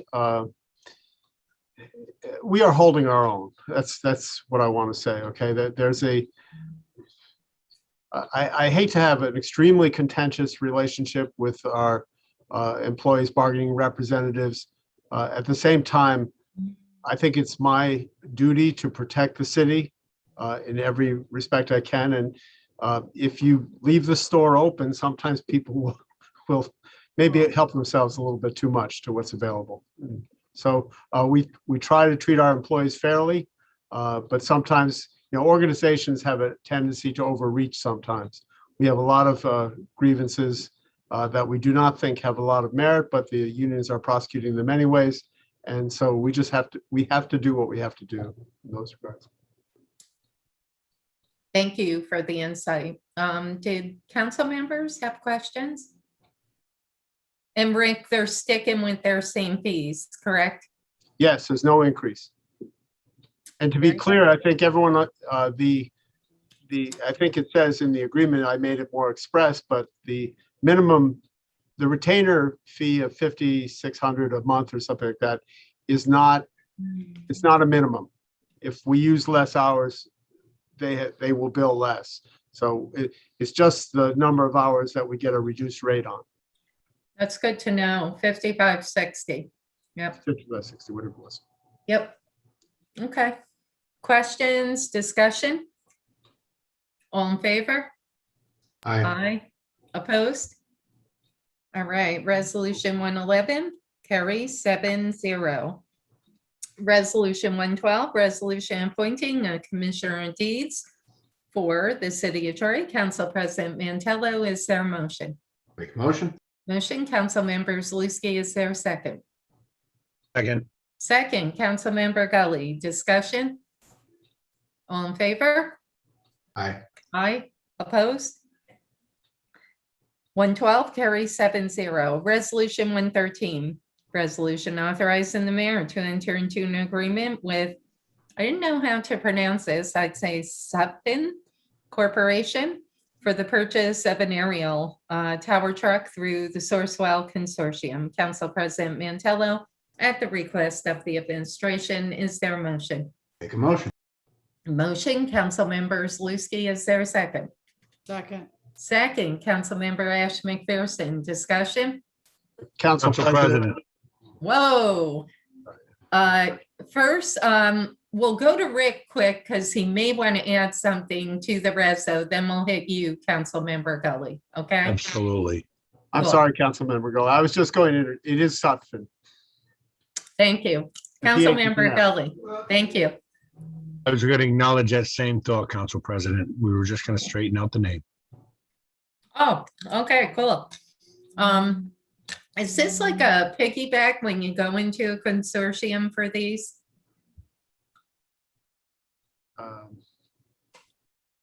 Not really, as far as I understand it. This is I mean, I think they're holding a price for us. Andy, do you know more than I do? I think you might. So what's becoming more common is these. It's similar to New York State contracts, so it is in some degree a piggyback, but it's multiple states, so it increases the buying power. There's a former group called NGPA. If anyone's aware of them, it was one of the first consortiums that we became aware of. Sourcewell, to my understanding, developed somewhat off of NGPA, and that's what this is. So it's a multiple state group that you can go in and piggyback the contract off of. Got it. I didn't realize. As long as you're a member, and we are a member of Sourcewell, that allows us to do this. Got it. I didn't realize it was multiple states. That's pretty cool. Okay, further questions, discussion? All in favor? Aye. Opposed? Resolution 113 carries 7-0. Resolution 114 to 116, if you want to wait till the special meeting for the official last meeting, it's up to you. Resolution 114, resolution commending Eileen McDermott for distinguished service to the city of Troy. Council President Mantello, is there a motion? Make a motion. Motion, Council Members Luikowski, is there a second? Second. Second, Council Member Gully, discussion. All in favor? Aye. Aye. Opposed? Resolution 114, very controversial, carries 7-0. Resolution 115, resolution commending Anasha B. What does the B stand for? Stands for Benjamin. Thank you. Cummings for distinguished service to the city of Troy. Council President Mantello, is there a motion? Motion. Motion. Motion, Councilmember Gully, is there a second? Second. Second, Councilmember Ash McPherson, it's your first time beating there. Councilmember Zaluski, discussion. All in favor? Council President, Councilmember Gully. sorry, Ken. I just had to do it once before we go. No problem at all. All in favor? Aye. Aye. Opposed? All right, resolution 115 carries 7-0. Resolution 116, resolution commending Ken Zaluski, pro tem, for distinguished service to the city of Troy. Council President Mantello, is there a motion? I'm not going to motion my own. Motion. Motion. Councilmember Steele motions, is there a second? Second. Second. Second, Councilmember Gully, discussion. All in favor? Aye. Opposed? No, I'm just kidding. Resolution, listen, for the first time ever, I saw one of these not pass, okay? I won't say who and when and where, but it happened. I never saw that in my lifetime. Resolution 117, resolution encouraging residents and businesses to adopt a fire hydrant. Council President Mantello, is there a motion? I'll make a motion. Motion, Councilmember Zaluski, is there a second? Second. Second, Councilmember Ash McPherson. I'll talk about it in the special meeting. All in favor? Aye. Aye. Opposed? Okay, now we're going to jump to the added ones. Resolution 118. Another controversial one. Resolution commending Mara Drogan for distinguished service to the city of Troy. Council President Mantello and everybody. Is there a motion? Make a motion. Motion, Councilmember Zaluski. Is there a second? Second. Second, Councilmember Gully. Discussion. All in favor? Aye. Aye. Opposed? Resolution 118 carries 7-0. Resolution 119, resolution commending Sharon Wells for distinguished service to the city of Troy. Councilmember Zaluski, is there a motion? Motion. Motion. Councilmember Ash McPherson, is there a second? Second. Second, Councilmember Zaluski, discussion. All in favor? Aye. Aye. Opposed? Resolution 120, resolution commending Albert Farrow for distinguished service to the city of Troy. Councilmember Zaluski, is there a motion? Motion. Motion. Councilmember Ash McPherson, is there a second? Second. Second, Councilmember Gully. You're on a delay. You'd be terrible at Jeopardy. Further discussion. All in favor? Aye. Aye. Opposed? Resolution 120 carries 7-0, and resolution 121. Bear with me. Thank you very much, Mara. Hold on. I know you sent it, Mara. Stop. Okay, I don't know why. I know you sent it to us, Mara.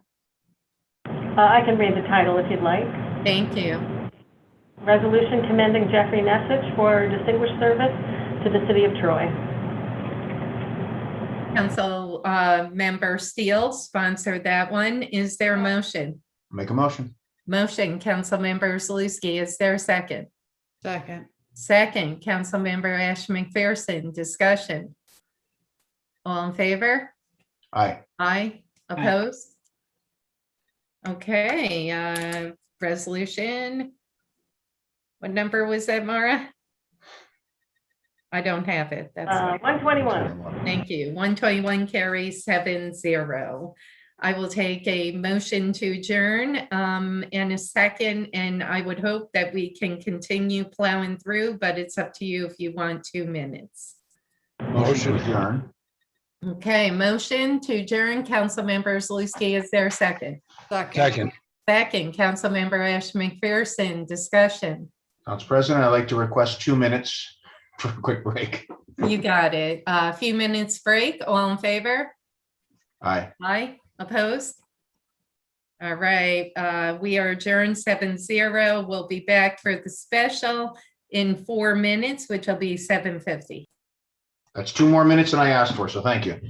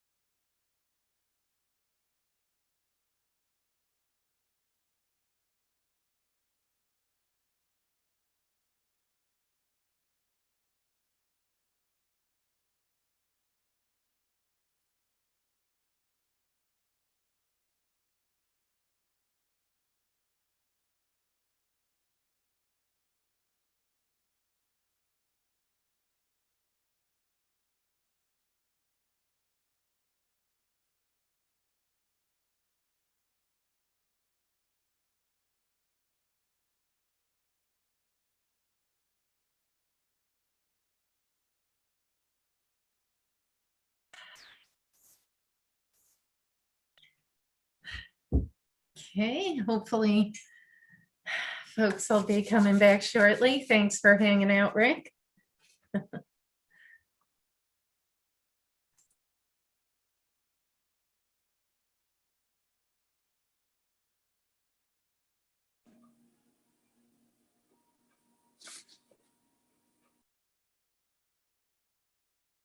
It's like we all have a different screen. Everybody's in a musical chair and we pop up in different spots.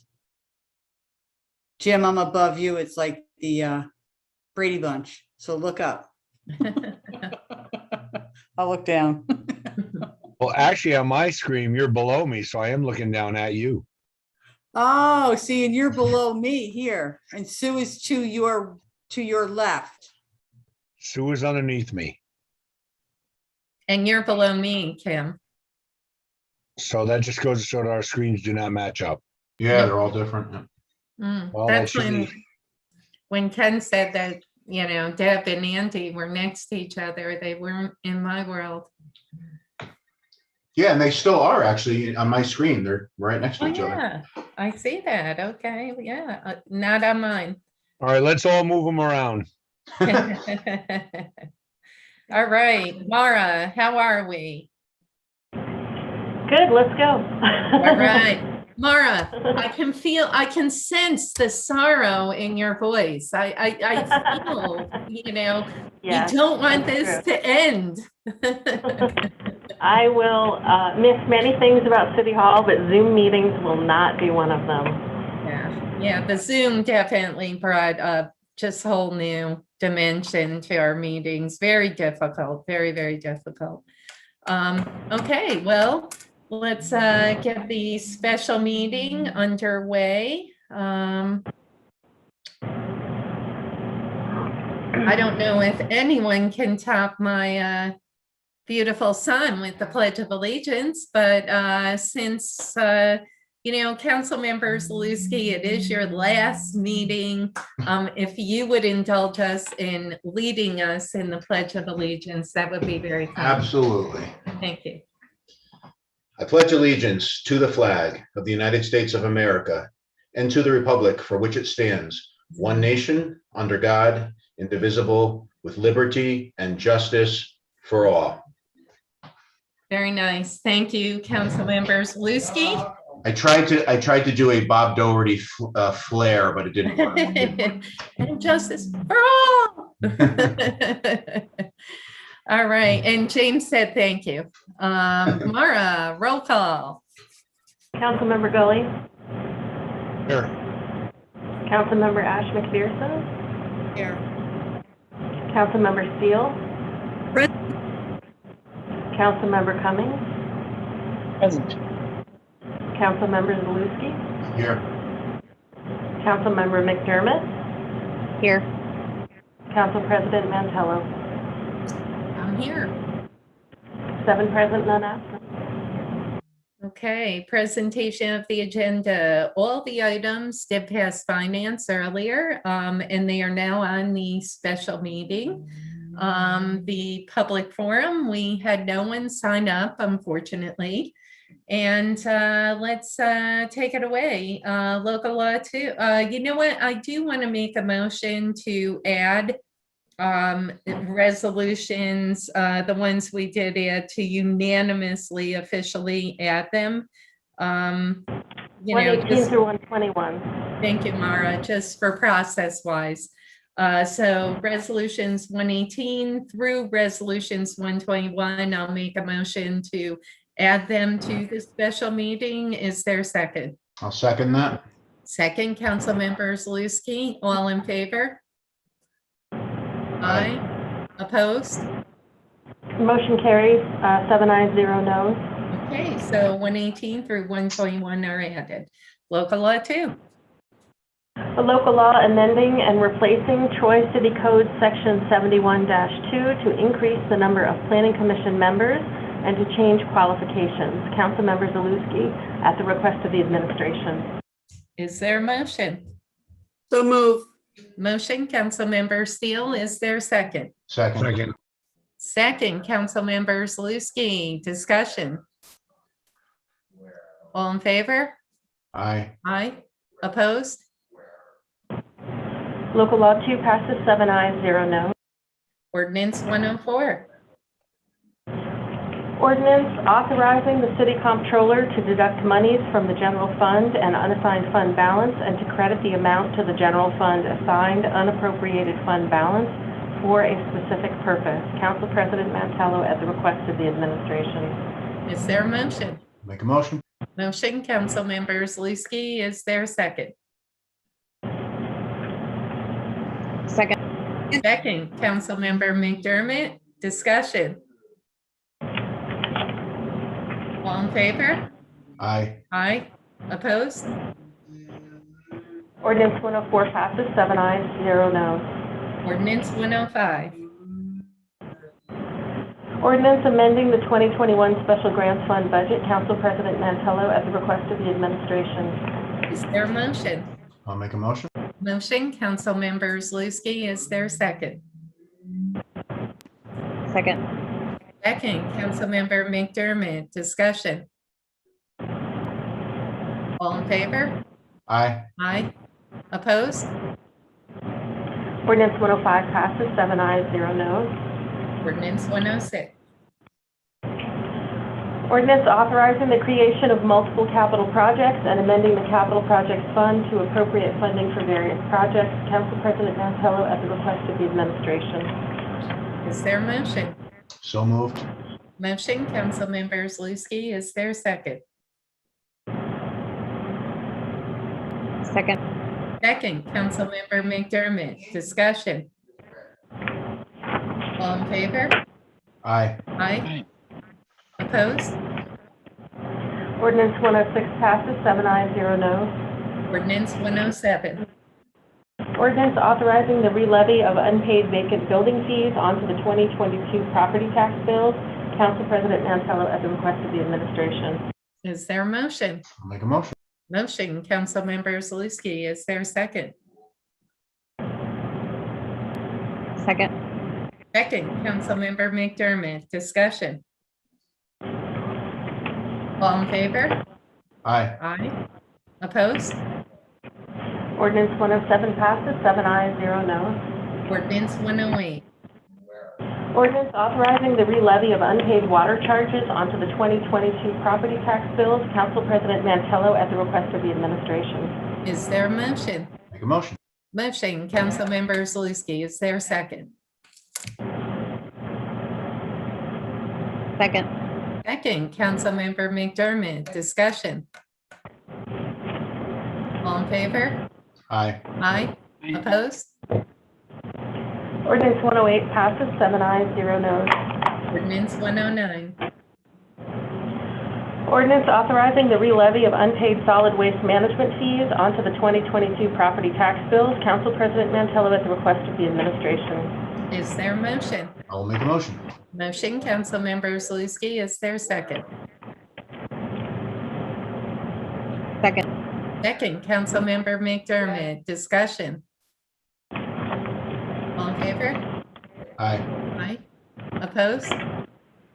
Ordinance 109 passes, 7 ayes, 0 noes. Ordinance 110. Ordinance authorizing the re-levy of unpaid bulk pickup fees and garbage fines onto the 2022 property tax bills. Council President Mantello at the request of the administration. Is there a motion? I'll make a motion. Motion, Councilmember Zaluski, is there a second? Second. Second, Councilmember McDermott, discussion. All in favor? Aye. Aye. Sorry, opposed? Ordinance 110 passes, 7 ayes, 0 noes. Ordinance 111. Ordinance authorizing the re-levy of unpaid charges for water and sewer shop work services onto the 2022 property tax bills. Council President Mantello at the request of the administration. Is there a motion? Make a motion. Motion, Councilmember Zaluski, is there a second? Second. Second, Councilmember McDermott, discussion. All in favor? Aye. Aye. Opposed? Ordinance 110 passes, 7 ayes, 0 noes. Ordinance 111. Ordinance 112? 112. Oh, I'm sorry, ordinance 112. Okay. got I just confused. like that one. Ordinance amending the general capital projects fund and miscellaneous special grants fund budgets and authorizing the creation of a capital project within the capital projects fund to allocate funding from the American Rescue Plan Act. Council President Mantello at the request of the administration. Is there a motion? I'll make a motion. Motion, Councilmember Zaluski, is there a second? Second. Second, Councilmember McDermott, discussion. Council President, Yes, I just want to point out Councilmember. that Deb Luikowski is still with us. So I think she's like trying to recall her time as when she was city comptroller, spending time during our council meeting. She really wants to stay with us tonight. Well, should someone make a motion to remove the Taylor Apartments? Maybe we'll get an answer. Oh, there she is. No, Council don't do President. it. I really enjoy these meetings. Brings back good memories. Andy's saying, I'll switch with you. Wait a minute. He and I are good partners. I heard. Councilmember Cummings. Just my understanding is that this is in fact a motion to remove the Taylor Apartments. So I will support it. No. I did not make a motion. I asked if I should. Oh. Deb, thank you. And please keep us apprised as everything moves forward. Okay. I will. Thank you so much, everybody. You got it. Thanks, Deb. Thank you. Okay, we have a motion. We have a second. All in favor? Aye. Aye. Opposed? One recusal, I believe. Councilmember Steele is recusing? Okay. Ordinance 112 passes, 6 ayes, 0 noes, and 1 recusal. Very good. Resolution 111. Resolution authorizing the mayor to enter into an agreement with Goldberg Segala LLP for the purpose of providing legal services related to labor matters. Council President Mantello at the request of the administration. Is there a motion? I'll make a motion. Motion, Councilmember Zaluski. Is there a second? Second. Second, Councilmember McDermott. Discussion. All in favor? Aye. Aye. Opposed? Resolution 111 passes, 7 ayes, 0 noes. Resolution 112. Resolution appointing a commissioner of deeds for the city of Troy. Council President Mantello. Is there a motion? Make a motion. Motion, Councilmember Zaluski. Is there a second? Second. Second, Councilmember McDermott. Discussion. All in favor? Aye. Aye. Opposed? Resolution 112 passes, 7 ayes, 0 noes. Resolution 113. Resolution authorizing the mayor to enter into an agreement with Sutphen Corporation for the purchase of an aerial tower truck through the Sourcewell Consortium. Council President Mantello at the request of the administration. Is there a motion? I'll make a motion. Motion, Councilmember Zaluski. Is there a second? Second. Second, Councilmember McDermott. Discussion. All in favor? Aye. Aye. Opposed? Resolution 113 passes, 7 ayes, 0 noes. Resolution 114. Resolution commending Eileen McDermott for distinguished service to the city of Troy. Council President Mantello. Is there a motion? I will make a motion. Motion, Councilmember Zaluski. Is there a second? Second. Second, Councilmember Gully. I would love to read this one. Whereas on the 31st day of December 2021, Eileen McDermott will be leaving the Troy City Council. And whereas Eileen McDermott has served the citizens of Troy for 2 years, now therefore be it resolved that the Troy City Council does hereby pause in its deliberations to honor and commend Eileen McDermott for her 2 years of service rendered in the best interest of the residents of the city of Troy, and be it further resolved that the Troy City Council transmit a copy of this resolution to Eileen McDermott as a token of appreciation. We have a motion, we have a second. I'll open it up to the floor. I know a couple people want to say a couple things, and we'll take it from there. Council President? Yes, Councilmember Cummings. I'll just start by saying that obviously Councilmember McDermott's service to the city, lifetime of service to the city extends well beyond these 2 years.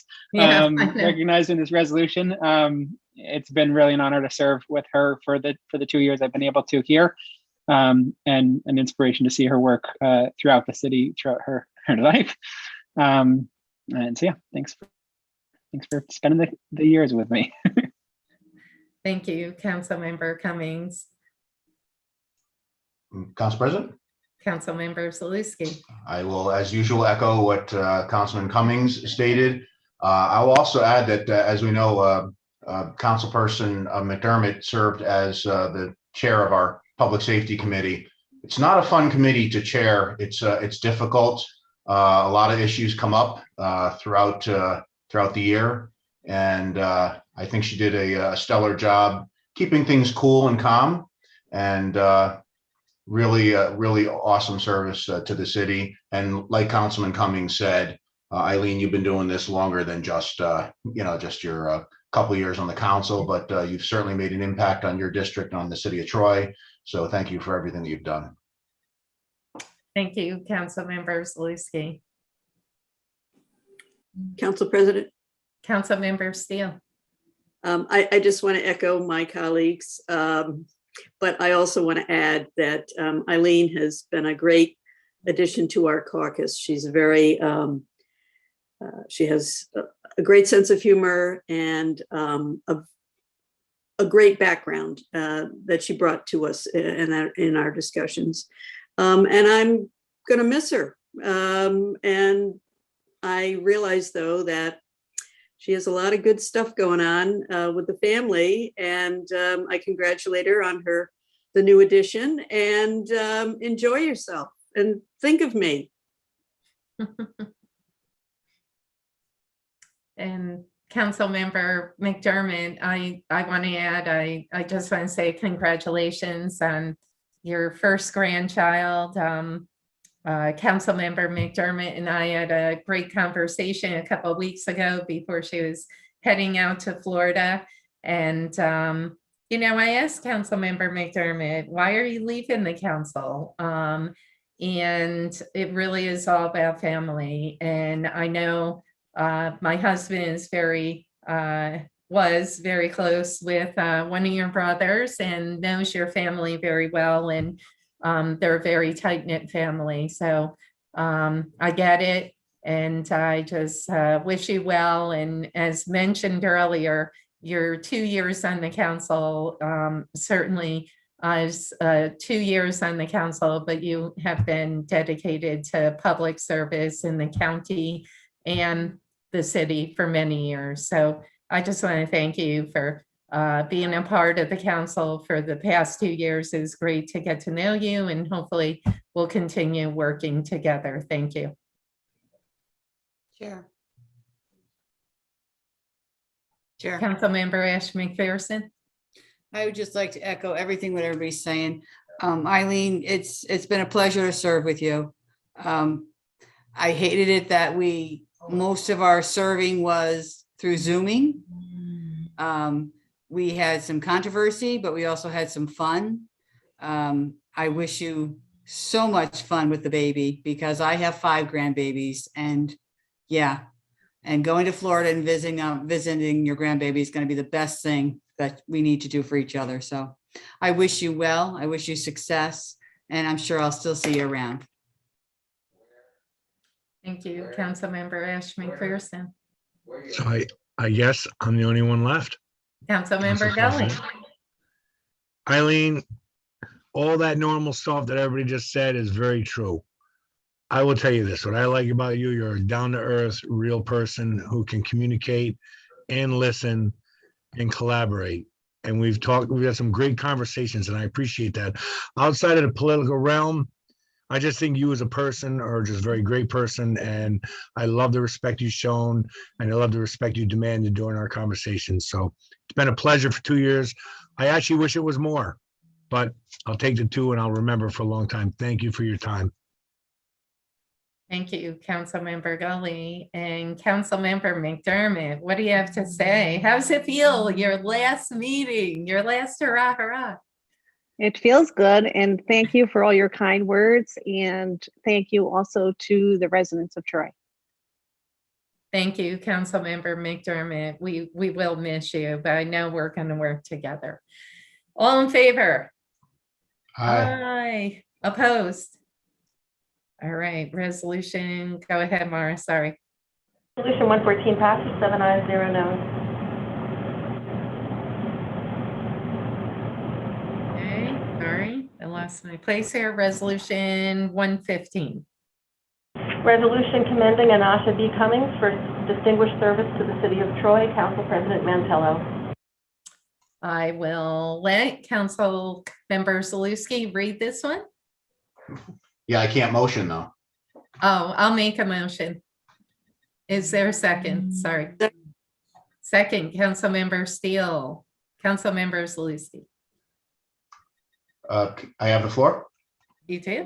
All right. I will read the resolution. Resolution 115, resolution commending Anasha B. Cummings for distinguished service to the city of Troy.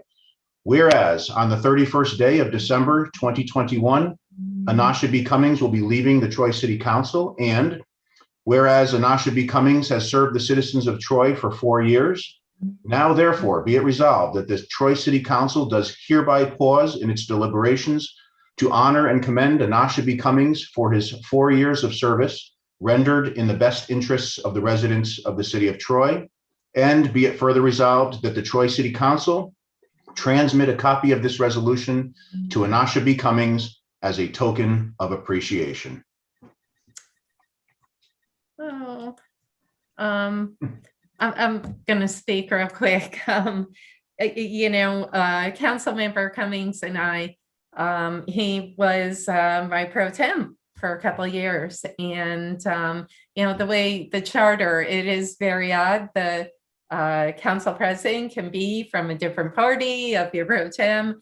And Councilmember Cummings and I would meet frequently.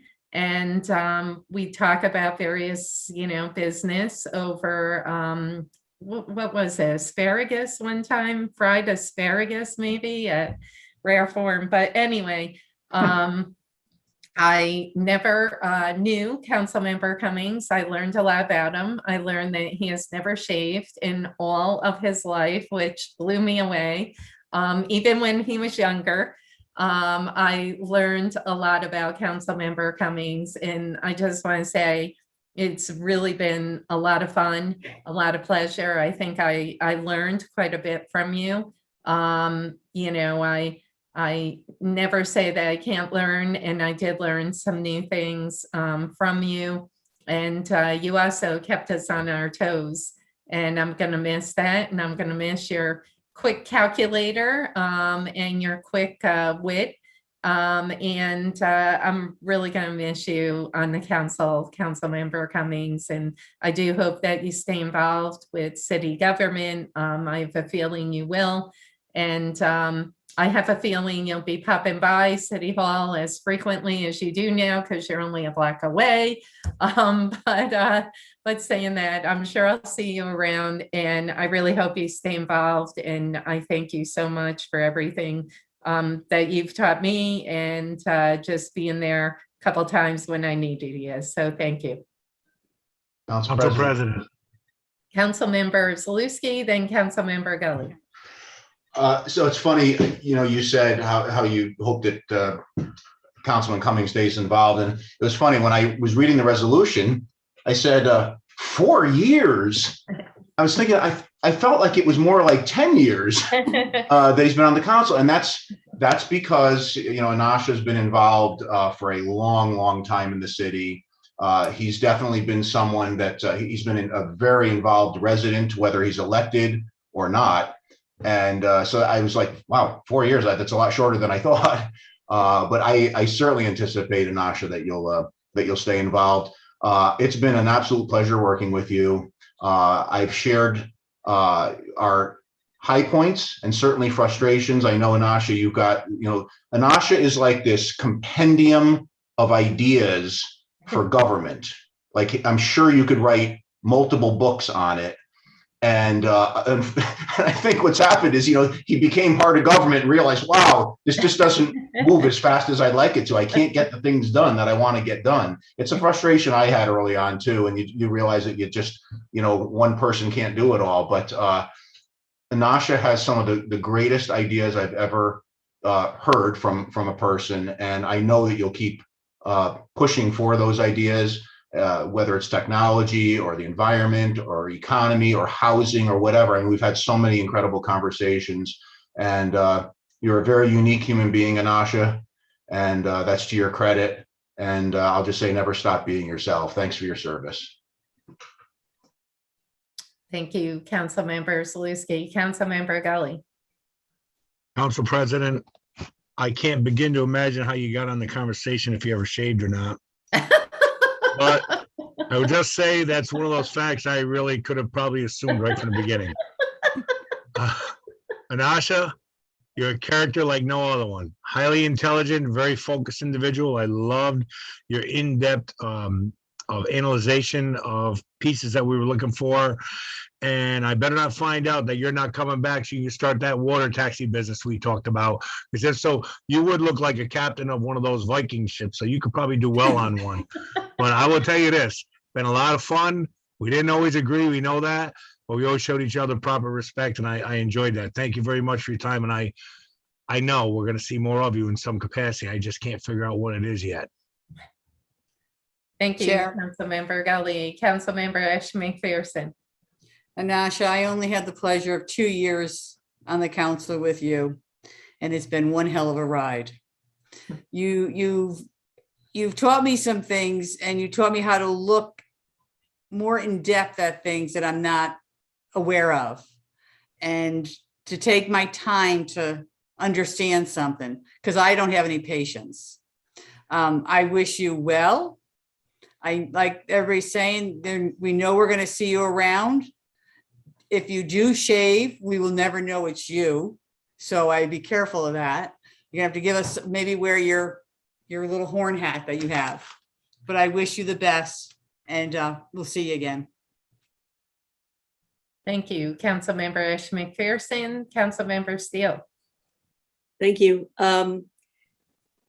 What's to say after all this, except that it has been truly a pleasure. And I really enjoyed working particularly with Anasha on our Reimagine Troy Community Justice Work Group. And I've said many times during these past 2 years, the oldest council member and the youngest council member, many times were in sync philosophically on a lot of issues. And I really enjoyed all of our conversations, and you can't go away. We need you too much. So hang in there. Thank you. Well said. Council President, Yes, Councilmember McDermott. I would like to echo my colleagues, but I would also like to thank Anasha for the many long conversations. And before COVID, we would run into each other and have a couple drinks out. But I would also like to thank him for his wit and humor. Definitely. Thanks, Councilmember McDermott. Anyone else? Here, one more thing. Yes, Councilmember Gully. Anasha, you make the best freaking Christmas cards of anybody I've ever seen on the council. And I hope you keep it up, and I hope I stay on your list because they're very interesting and very entertaining. Thank you for all you do. Thank you. Thank you again, Yeah. Councilmember Cummings. Good luck. Good luck on your new adventures. And I know we'll be bumping into each other. Good luck. And keep eating chocolate. Okay, Chair. all in favor? Chair, Yes. I'd like to hear what Anasha's gonna do. Anasha, Councilmember Cummings? Okay. Well, I think, assuming you all don't change it, I will have at least 5 minutes per meeting if I want it. But certainly we'll stay involved, watching what y'all are doing. At least until City Hall moves, and I'm not so close. But I've been trying really hard not to commit to any new projects or new things until this is over, because I feel like I've been overcommitted and pulled in too many directions through this. But really looking forward to being able to focus on a couple important things and help moving forward. Awesome. Thank you, Councilmember Cummings. We wish you all the best, and I know we'll be seeing you. All in favor? Aye. Aye. Opposed? Resolution 115 passes, 7 ayes, 0 no. Resolution 116.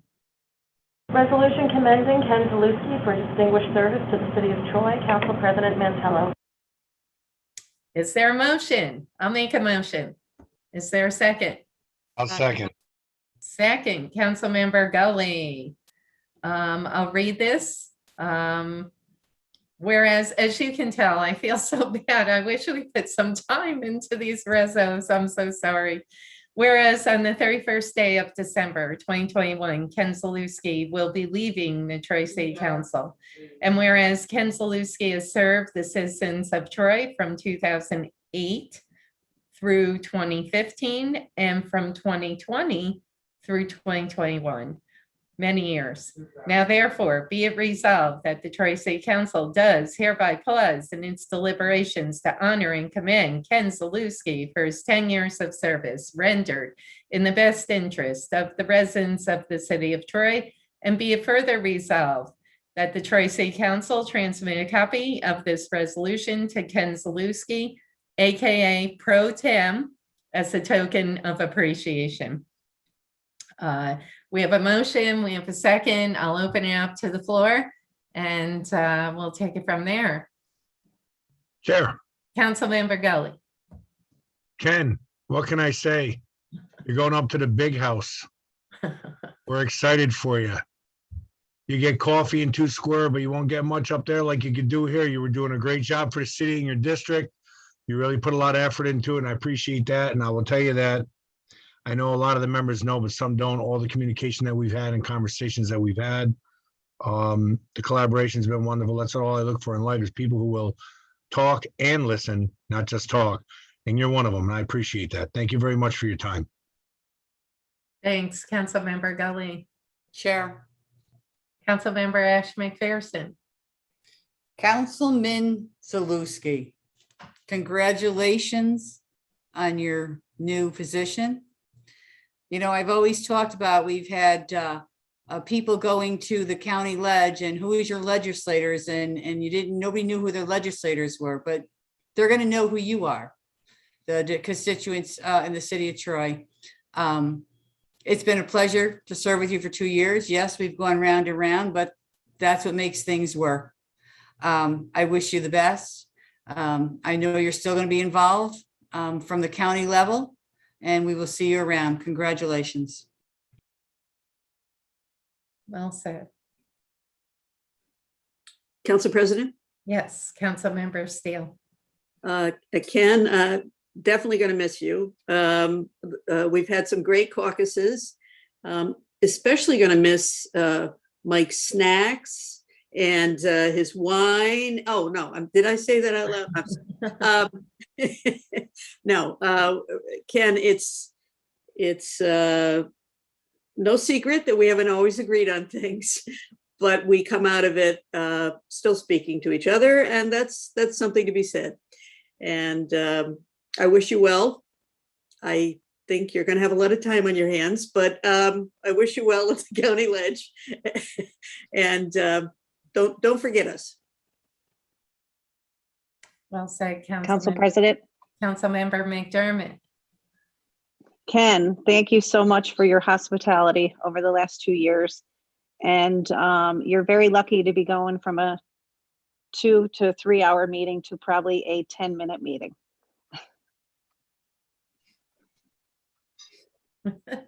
Council President. Councilmember Cummings. I think being involved as an advocate when Ken was on the council years ago was a big part of what inspired me to participate in this process. You've always been really good at listening and empowering your constituents. So I want to thank you for that over the long arc. I also want to thank you for coming on and joining me here for these last 2 years, and taking a few things off my plate, which was great. So thank you for serving extremely well as our pro tem, as well as having a chair of the technology committee, capable and eager of discussing HTTPS at length with various contractors as needed. those are all, it's been a real pleasure getting to work directly with you in this capacity, and I look forward to working with you more in a previous capacity as a constituent of yours on the county legislature.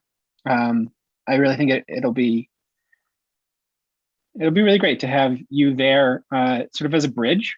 I think we've always had some contact with our county legislators, but someone that's as steeped as you are in the work of the council and in the work of the city, I think we'll bring an important perspective to that office, and I look forward to seeing how you handle it as well.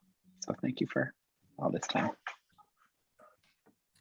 And my pro tem, you and I, obviously, and the majority, we didn't see eye to eye all the time, but at the end of the day, our hearts are in the right place. We all want to do the best for the people of Troy.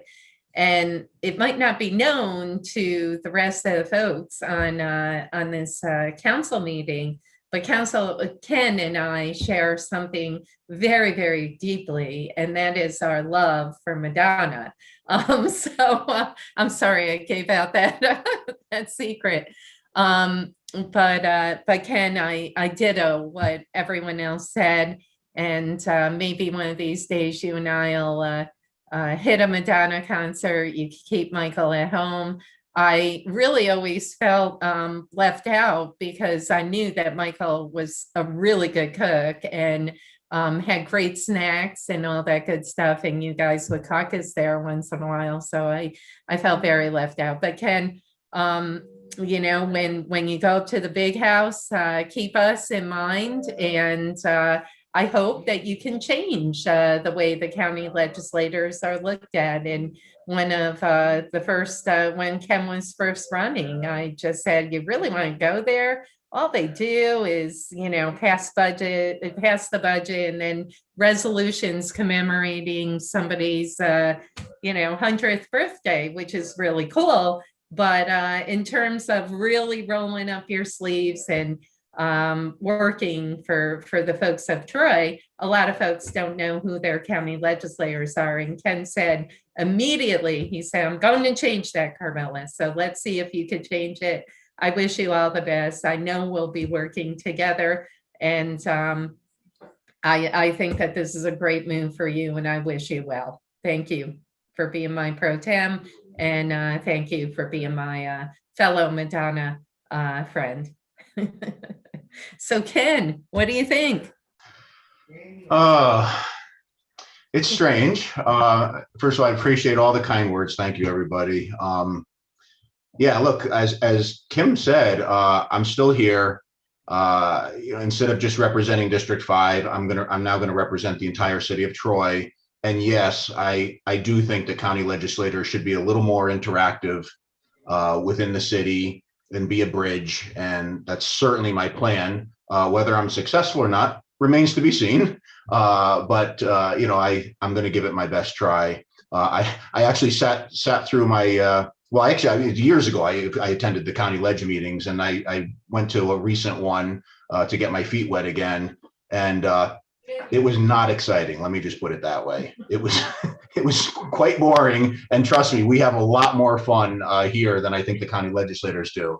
But that's kind of the, that's the official stuff that the county ledge does. I do think that there's a city component, there's neighborhood services, there's real representation that I think has been lacking over time. And I'm hoping that we can all change that going forward.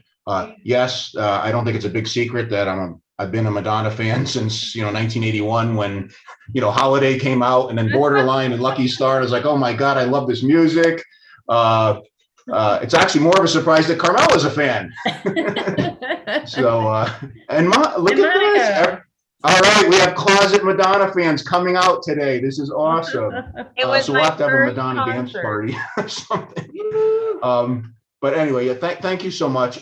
It's so funny. I mean, you're thanking me for being a pro tem. So I just got to just to take you back to, when I was pro tem under Rodney Wiltshire, there were a series of meetings, it was multiple meetings that I ran in his absence, including a very controversial budget vote, right? I mean, it was really difficult. With you, Carmela, it's very easy. You don't miss any meetings. So it's not, I think I might have run maybe like 1/10 of a meeting through my 2 years. So whoever's going to be your pro tem going forward, I don't think they're going to have a lot to do, but maybe you can fake it once in a while and just play hooky. But either way, I remained, ready and willing to step up if necessary, but you made it easy. But thank you, everybody. We are doing great work. I know that like the core of the work that happens in the city doesn't happen, through the county ledge or state government or whatever. It really happens at the most local grassroots level, which is what we're doing here on the city council. And I know we all know it's tough work. We're part-timers, and yet we all know it feels like a full-time job most of the time. So thank you for helping me be a better council person. We've gotten some good things done. There's other things that that I didn't get done that I wanted to, but there's still more time. And I'll be tuning in as well, whether it's on Zoom or, if you're back in person again, maybe stop by and say hello, but let's all stay in touch. You're all wonderful people. It's really been an absolute pleasure. So thank you so much. Chair, I just have one thing to ask, Ken. Yes. Seeing that you had some people there for some good food and drinks, maybe you should just have all of us there for some good food and drink. Because we can have like a caucus of the problem is we violate the open meetings law. But we won't now. You're right. We wouldn't. That's true. That's true. Yes, I'd be happy to host everyone. As Mike would too. I think he was listening to some of this. So, hi, Mike. This is our last time together, and I just want to thank the folks that are leaving us. I really, really want to say I've served several councils as council members. Luikowski has also, and this is definitely one of the better ones. And we did get a lot done despite our differences, and we came together quite a bit, and we collaborated, we partnered, and we got done. So I just want to thank all of you, and I will miss this camaraderie, but certainly the next council will hit a different camaraderie. So thank you again, Anasha, Eileen, and Ken. You guys are awesome. Thank you. All in favor? Aye. Opposed? Resolution 116 passes, 7 ayes, 0 noes. All right, resolution 117, I will not dwell on it. It's the same resolution that we passed last year, and that is to encourage residents and businesses to adopt a fire hydrant, not just in the winter, but in the summer months too. And we really want to point out a couple of residents out there, Penny Bonesteel and John Van Oilstein, who actually do incredible work on the east side. And there are so many folks out there who have adopted fire hydrant. And I know it's hard to think of snow when we had 60-degree weather today. But yes, I truly believe that we will see snow fairly soon, maybe before Monica leaves, because she loves snowstorms. And saying that, so this resolution is encouraging residents, businesses, if you have a fire hydrant around the corner, obviously those 5-10 seconds mean the world when our firefighters are trying to get to that hydrant. And believe it or not, when you have 10-12 feet, it gets a little icy if you don't shovel it. Obviously, it could mean just horrible tragedy to you and your family. So let's work together and let's adopt our fire hydrants. And during the summer, don't be afraid to paint them. That has happened, obviously, working with the city. But it is winter, so let's shovel out those hydrants for our firefighters and make it an easier job for them. So that is that. We have a motion. We have a second. Further discussion? Yes, Councilmember. I don't think we had a motion. There was not a motion. Oh, I thought we did. I'm sorry. Is there a motion? Sure, I'll motion. Motion, Councilmember Zaluski, is there a second? Second. Second, Councilmember Ash McPherson, Councilmember Steele. Yeah, I just am curious. This is the same resolution we passed last year. Why are we reenacting it? Yep, I did reword, if you see the COVID wording, I did say that while COVID continues, because it's encouraging folks to adopt a fire hydrant, to remind them, listen, this is important to our firefighters. It's important, I understand. I just think that but it is reworded. It is reworded around the COVID. So COVID pandemic. Yes, I think it's a great idea. I just don't know why we keep passing the same resolution year after year. That's all my. We just got done talking about.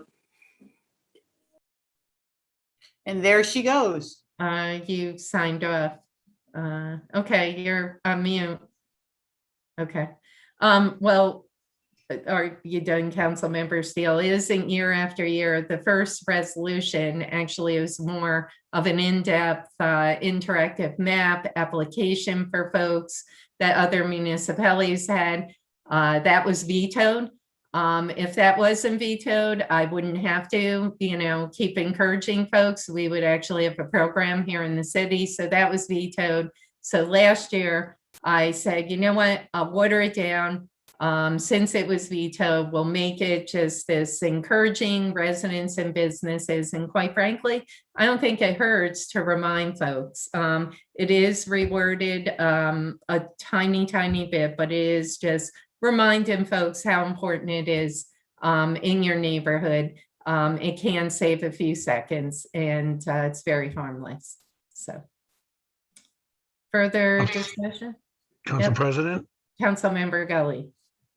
No, I do agree with that point. And Councilwoman Steele, I know what you're saying, but sometimes we just have to remind people. And right now, before winter, knowing that the snow's coming in, maybe it's a good thing to just pop this out again so people can see it, because we have to keep getting people re-engaged to do the things that they should be doing to keep our city whole here. So I understand it was passed last year and there are some changes to it, but the real point is, the more we keep talking about it to people and putting it out to them, hopefully some of it'll stick on the wall, and we'll get some people to help us out, because I know our guys can use the help.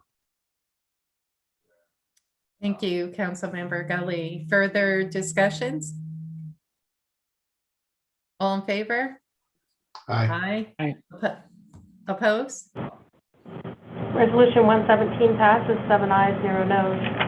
The most harmless resolution gets the most controversial discussion. All right, let's move to, we do have 4 add-ons. Resolution 118.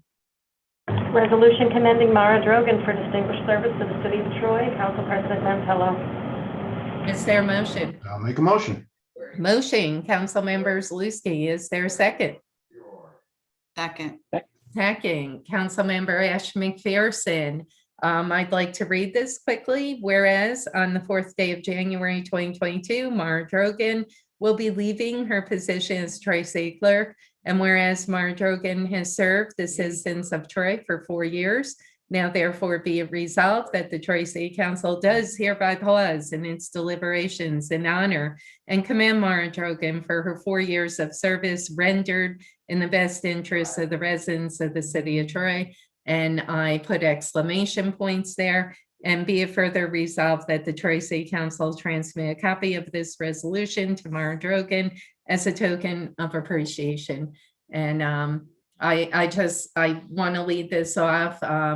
Being in the council office with the appointments in the clerk's office, you never know in terms of who has the majority, who they're going to appoint, who's in the minority. But at the end of the day, those folks in the clerk's office, whether they be majority or minority, they're working for the people of Troy. They're working for all 7 council members.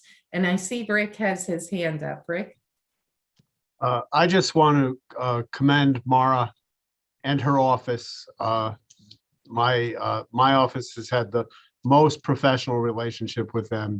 They've been terrific in terms of organization. I get filings from them regularly. They save envelopes pursuant to my request. They do searches for notices of defect and all things that my office needs from a city clerk with respect to litigation. Mara has been superb at providing. I hope that whoever the council appoints to fill that position in the new council will be just as much of a neat freak and just as much of an organized person. You really need someone like that. And Mara has been great at it. Thank you, Rick. And I thought I might have written something wrong or did something wrong, so I interrupted myself for Rick. But thank you, Rick. And you know, no, and it's exactly what I plan to say, which basically you really can't be political in that position. You really have to work for the people of Troy. I, had the pleasure to learn what that office did for 3 months when I was first elected in 2016. And wow, what they do in that office, dog licenses, marriage licenses, you name it, the collaboration and just what they have to do in terms of working with other departments is astronomical in terms of the workload. So saying that, Mara, you've brought professionalism to the office. The city council president and pro tem work very, very closely on the agenda with the city clerk. And you truly have been my right hand. And I want to thank you for that. I want to thank you. It's truly been a pleasure to work with you, to get to know you. And as Rick stated, the clerk's office works very closely with the deputy mayor, with the mayor's office, and mostly with corporation counsel. So it really is a critical office in terms of the everyday operations of City Hall. So Mara, I just want to thank you for your professionalism. And, I said to Mara, we had a 45-minute conversation last week, and I was sitting in her office, and all of a sudden I saw the calendar and I saw some X's, and I said, boy, you're really counting the days.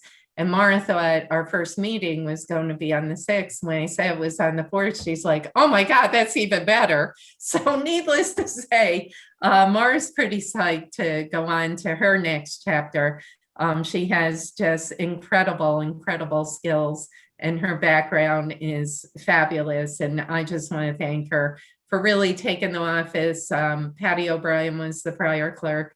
You took it to the next level, and hopefully the next folks will even take it to the higher level. That's the hope, to build that foundation and really make that transition really happen without a hiccup.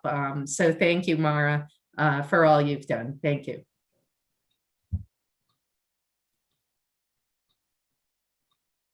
Council President. Yes, Councilmember Gully. Mara, you're just really good at what you do. I mean, you were right on the ball with a lot of pieces of the puzzle. You helped us to research and find out some answers that we were confused on, and you had the answers. So I respect and appreciate the way you handle yourself in an office, and I respect the way you handle yourself outside of the office. Just a true gem, and whoever gets you is going to be getting a really great person for their team. Thank you for all you've done, and I look forward to hearing about your future later. Thanks, Councilmember Gully. Mara, I just Councilmember Ash McPherson. Thank you for everything you've done. And Council President said it exactly. You brought that office to the next level, and professional. You worked very hard for everyone. You made sure I had my agendas. That's very important, because I am such old school hard copy person. But you really did a wonderful job, and it is what it is. And I do wish you the best on where you're going. If you're going anywhere, I wish you the best, and enjoy some freedom you're going to have. Your evenings are going to be back. So thank you. Well said. Councilmember Steele. I just want to add that whoever the next clerk is very fortunate, because thanks to Mara, there's a whole guide on how to run the office, all of the procedural manual that no other clerk ever had as a reference. Mara, your legacy will continue on through clerks after you. But personally, thank you so much. You've been wonderful to work with, and we've been so fortunate to have you, and the best of luck going forward. Council Thank President. you, Councilmember Steele. Councilmember Zaluski. Yeah, so of course, everyone's covered a lot of what I wanted to say, but yes, the office, I mean, look, I've been through a whole bunch of city clerks. I've experienced many different people, and the office is the most professional it's ever been since during my entire tenure on the city council. I mean, that's just from my perspective. I know it's my own opinion, but there's no contest. I mean, Mara, you've taken processes and documented them. We call that knowledge transfer. And it's really important, especially in the business that we're in here, which is politics, and the fact that there's the potential that a city clerk can be swapped out every 2 years. It's unfortunate that this happens, right? But this is the world we live in. And the people of Troy don't care about what's going on with politics, right? They just need services to continue. And the best way to do that is to have a smooth transfer of knowledge. And the fact that you've documented so much will make the job so much easier for the incoming city clerk. And Mara, you've done so much for us. You're on top of everything. You're thinking about things before I think of them. You're sending Zoom invites out, the day before just to make sure we've got them. Even just today, when we didn't have someone to draft legislation, you took care of it, boom, and it was done. Just incredible service to us as a council. But what I really want to say is the city clerk's office, possibly the more important part of the city clerk's office is the public facing component, right? I mean, this is an office that has to serve the public and has to do it well. And I can tell you there, and I will not use names, but there were clerks of the past where I got feedback that citizens felt that they were not treated fairly or in a mannerful way. And the only feedback that I've ever gotten from people who have stopped into that office is positive. However you're managing it there, and it's not just you, Mara, of course, it's Albert and Sharon as well. But you've presented a very professional and compassionate face for the city, and therefore the city council, as our public facing office.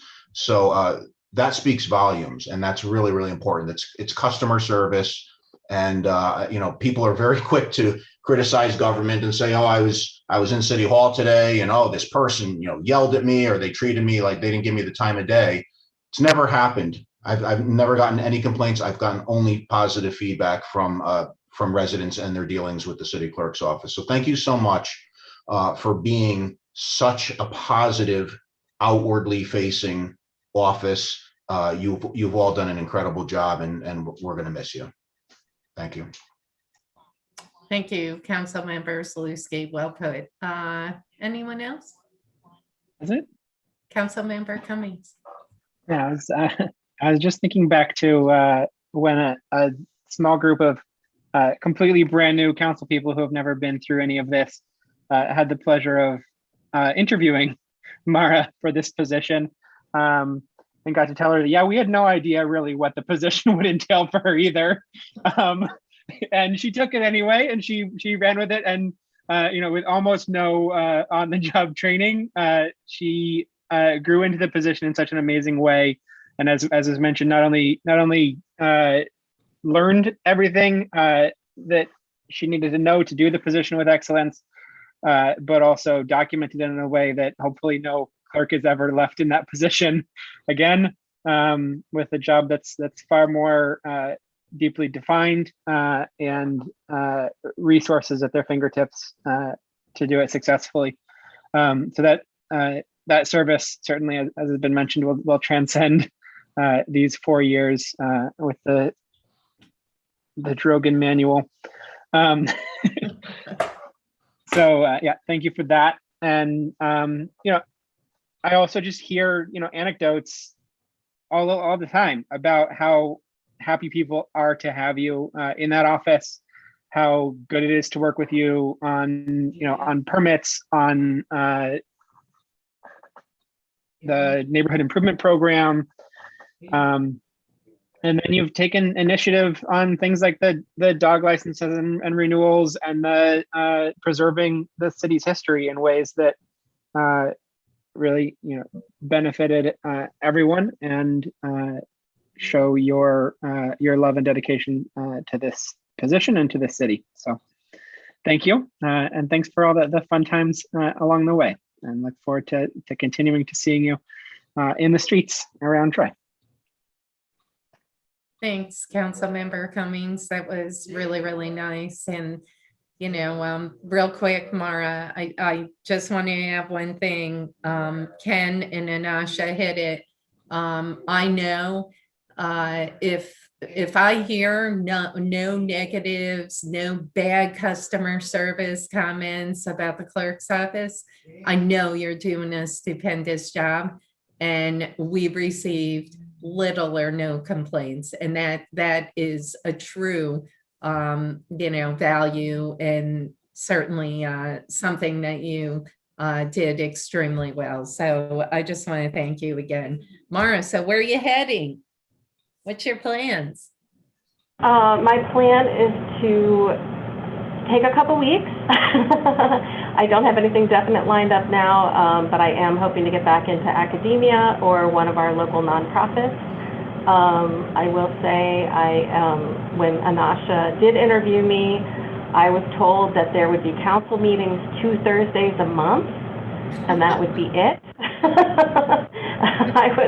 I was misled. You were misled. But I would like to give a lot of credit as well to Rachel Carter, who was my initial deputy clerk for 2 years. She really, we were in it together. We were kind of war buddies, trying to figure our way, figure out what to do around here. She helped write much of the manual that we do have. And then, of course, Julia Alsaraf came in, and she also helped, take us up to the next level as well, especially with her computer skills. When Rachel and I started, we set a mission for ourselves, which was to serve the people of Troy and to leave the office better than we had found it. I can say that we definitely achieved that, and I'm very proud of it. And I am very happy to be turning it over to somebody else. 4 years is a long time to be in this position. I've learned a lot. The best part has been meeting so many people in Troy. I just know so many people now. And that's been really the highlight of this position. But I will be glad to know them all as a neighbor and fellow resident, and no longer as their city clerk. But I do thank the council for appointing me twice to this position. It has been very educational for me. So thank you. Thank you, Mara. Thank you. Okay, further discussion. All in favor? Aye. Aye. Opposed?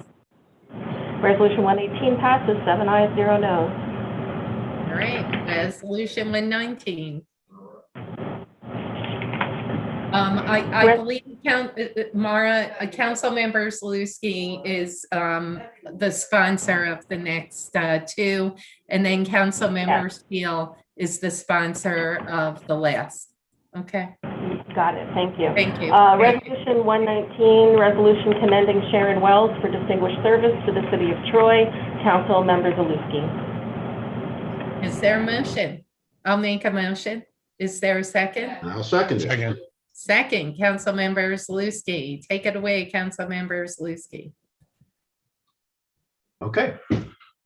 This is a resolution commending Sharon Wells for distinguished service to the city of Troy. Whereas on the 4th day of January 2022, Sharon Wells will be leaving her position as assistant to the city clerk. And whereas Sharon Wells has served the citizens of Troy for 1.5 years, now therefore be it resolved that the Troy City Council does hereby pause in its deliberations to honor and commend Sharon Wells for her 1.5 years of service, rendered in the best interests of the residents of the city of Troy.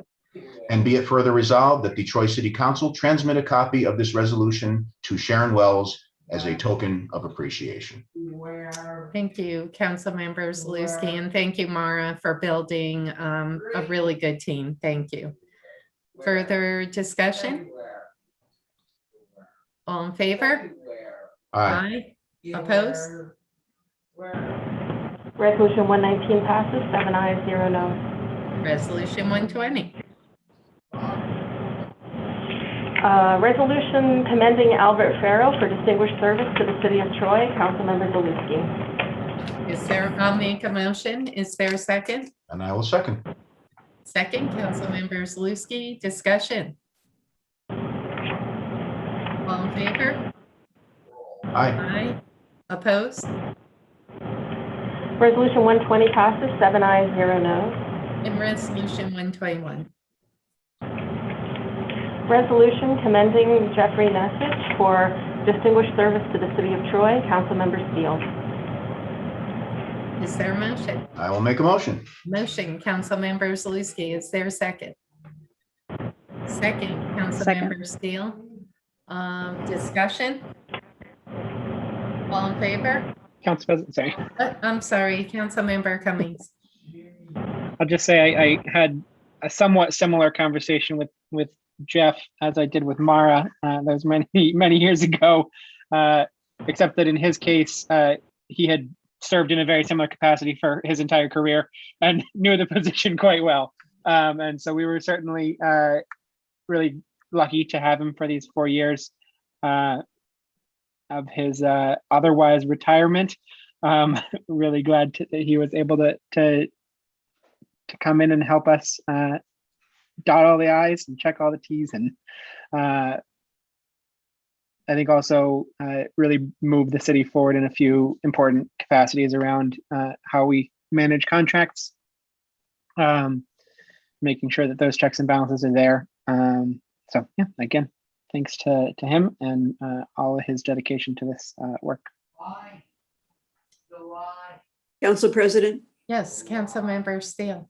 As a former county auditor, I can attest that auditors are not very popular. And if they're not popular, then that means they're doing their job. We were very lucky to have Jeff, and he has done a tremendous job. I wish him well. He's in his new adventures, but very grateful for all he did for the workings of Troy. Thank you, Councilmember Steele, and I will say ditto to exactly what the two of you said. We were very fortunate to land Jeff. Thank you. Further discussion? All in favor?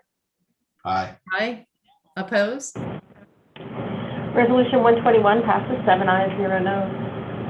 Well, that wraps up our evening, and I just want to say that I hope that we can keep in touch. For the folks coming back, my condolences. For the folks leaving, congratulations.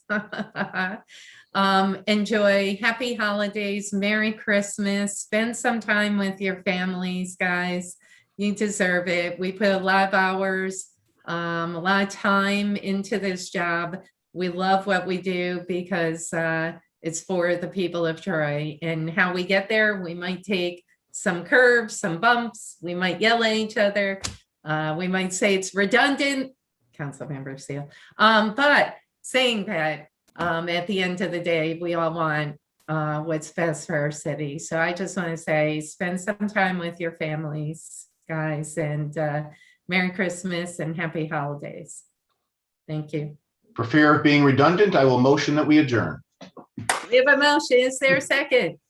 I will second. Second, Councilmember Ash McPherson beat you, Councilmember Gully. That's okay. Discussion. Anasha, Eileen, Ken, we're going to miss you guys. Mayor, did you want to add anything? Merry Christmas. Have a good evening. Good time for night, dinner. everyone. Right. Thanks, Mayor. Good night. Good night, Mara. Have a great holiday, everybody. You too. Yeah, and good night, everybody. Merry Good Christmas. night. Bye. Good night.